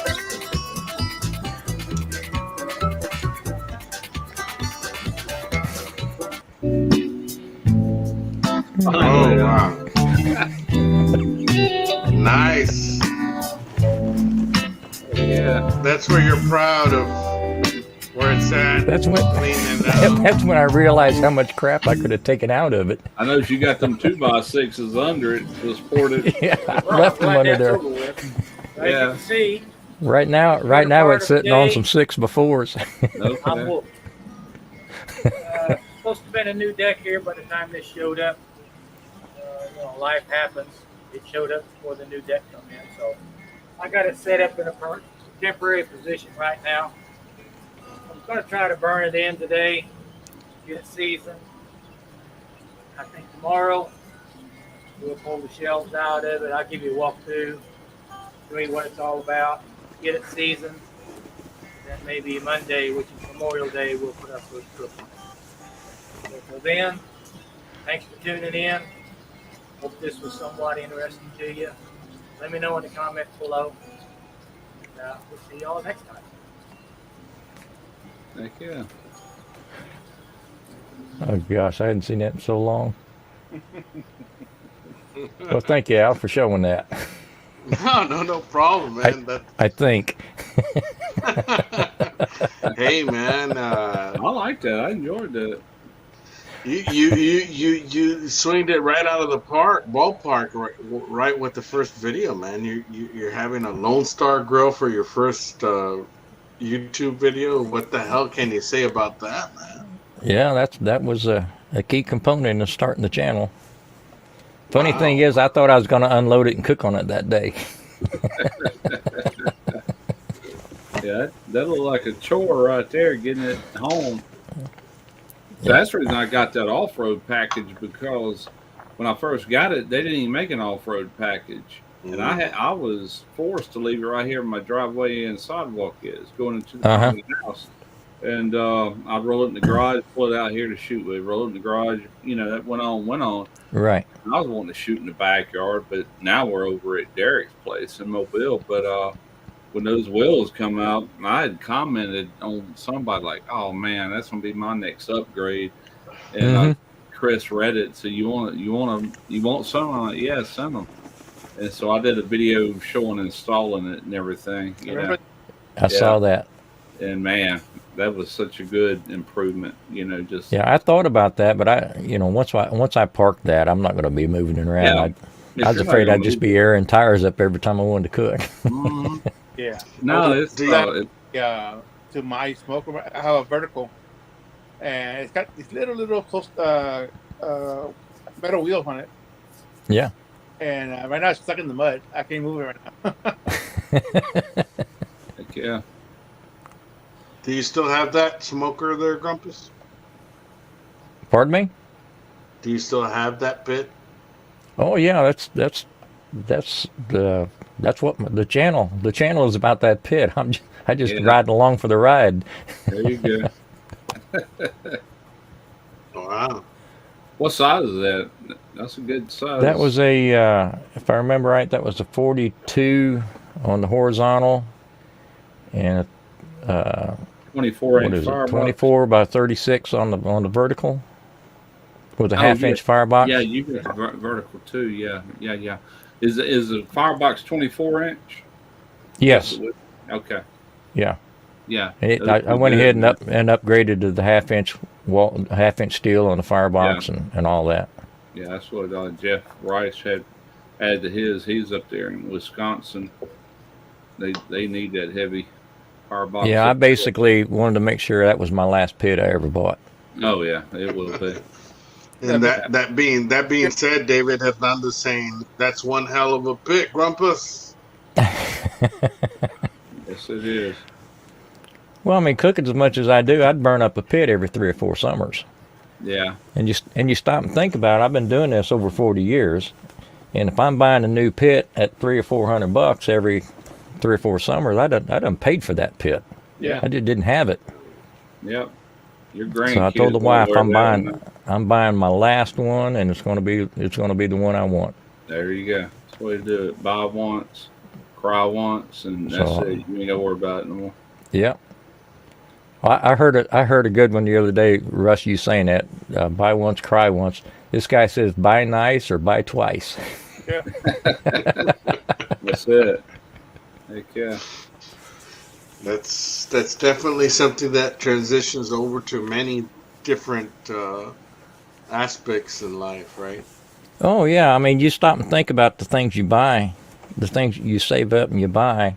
By the time you've gotten to that point, going just a little bit farther isn't that much. That's Once right. you get to the initial cheapest, going up a level or two doesn't cost that much extra. Yeah. Yeah, definitely, man. Well, guys, I think I've reached my. Have we wore you out? Yeah, I got my last beer He's out of done, beer. and I'm out of beer, and I think He's out of beer. He don't have any friends anymore. I have a road trip tomorrow, so I'm gonna go hang out with Rick from Barbecue and Specialties and Simon tomorrow. Cool. So I better get some sleep. Well, Al, I appreciate you letting me jump up. Yeah, me too. No, man, I Simon, appreciate good you to guys, see you again. Russ, it's been nice talking to you. Yeah, man. sharing your experience, man. You guys are people we look upon and look up upon, and Man, that's kind of sad, isn't it? What's the world coming to?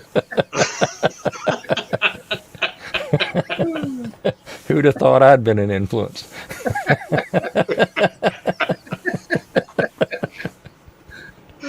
No, man, it's always good to look, and reflect at some of the things we've done before. And I think we all shared. I think we shared Simon's first, and this is a keynote, man. We shared Simon's first video of his new channel, and then we shared one of our first videos of our own channel, man. And this is a newcomer, Simon, right here. Yeah. And so Well, he's been talking it up. I've been waiting on him. Sorry. Yeah. So The bottom line is we're all dancing in the same hot skillet. Yeah, definitely, man. It gives them a good perspective of what we have to say. I know he's soaking it all up, man. Definitely on what we're telling them. I mean, I have been for about a year or so, however long y'all been doing the lives. If I'm not on the panel, I'm usually in the chat with everybody, But I'm always paying attention to what y'all got to say because I'm just a big old sponge right now. Yeah, and I kind of tripped over a few times with the live stream tonight, but the last part was to help Simon get his feet wet, to get his feet wet and start him off in his barbecue channel journey, man. Yeah, So just do the videos that you want to watch. Yeah, and I appreciate let everything else fall into place. I think I have to put a Pornhub for that then.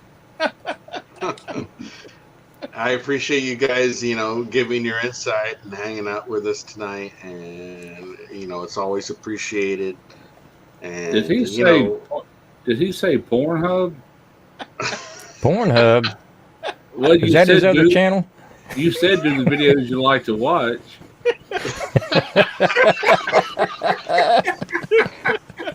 Well, that's a whole nother line. I think you've been talking to Grumpus's booty call. I'm gonna have to put some covers on my cameras. Oh god. Nah, dude. But no, hey, I appreciate you guys tonight hanging out with us, and I guess we'll see you on the next one. But no, much appreciated, and that's hung out with us. I appreciate you guys hanging out with us. I think we're gonna call it the night tomorrow. Well, y'all have a great weekend. If I don't see you sooner. Yeah, man. Everybody have a great night. Y'all have a good night. Great rest of the week. Thank you guys. Later. And we'll see you guys on the next one. Okay, bye-bye. Later.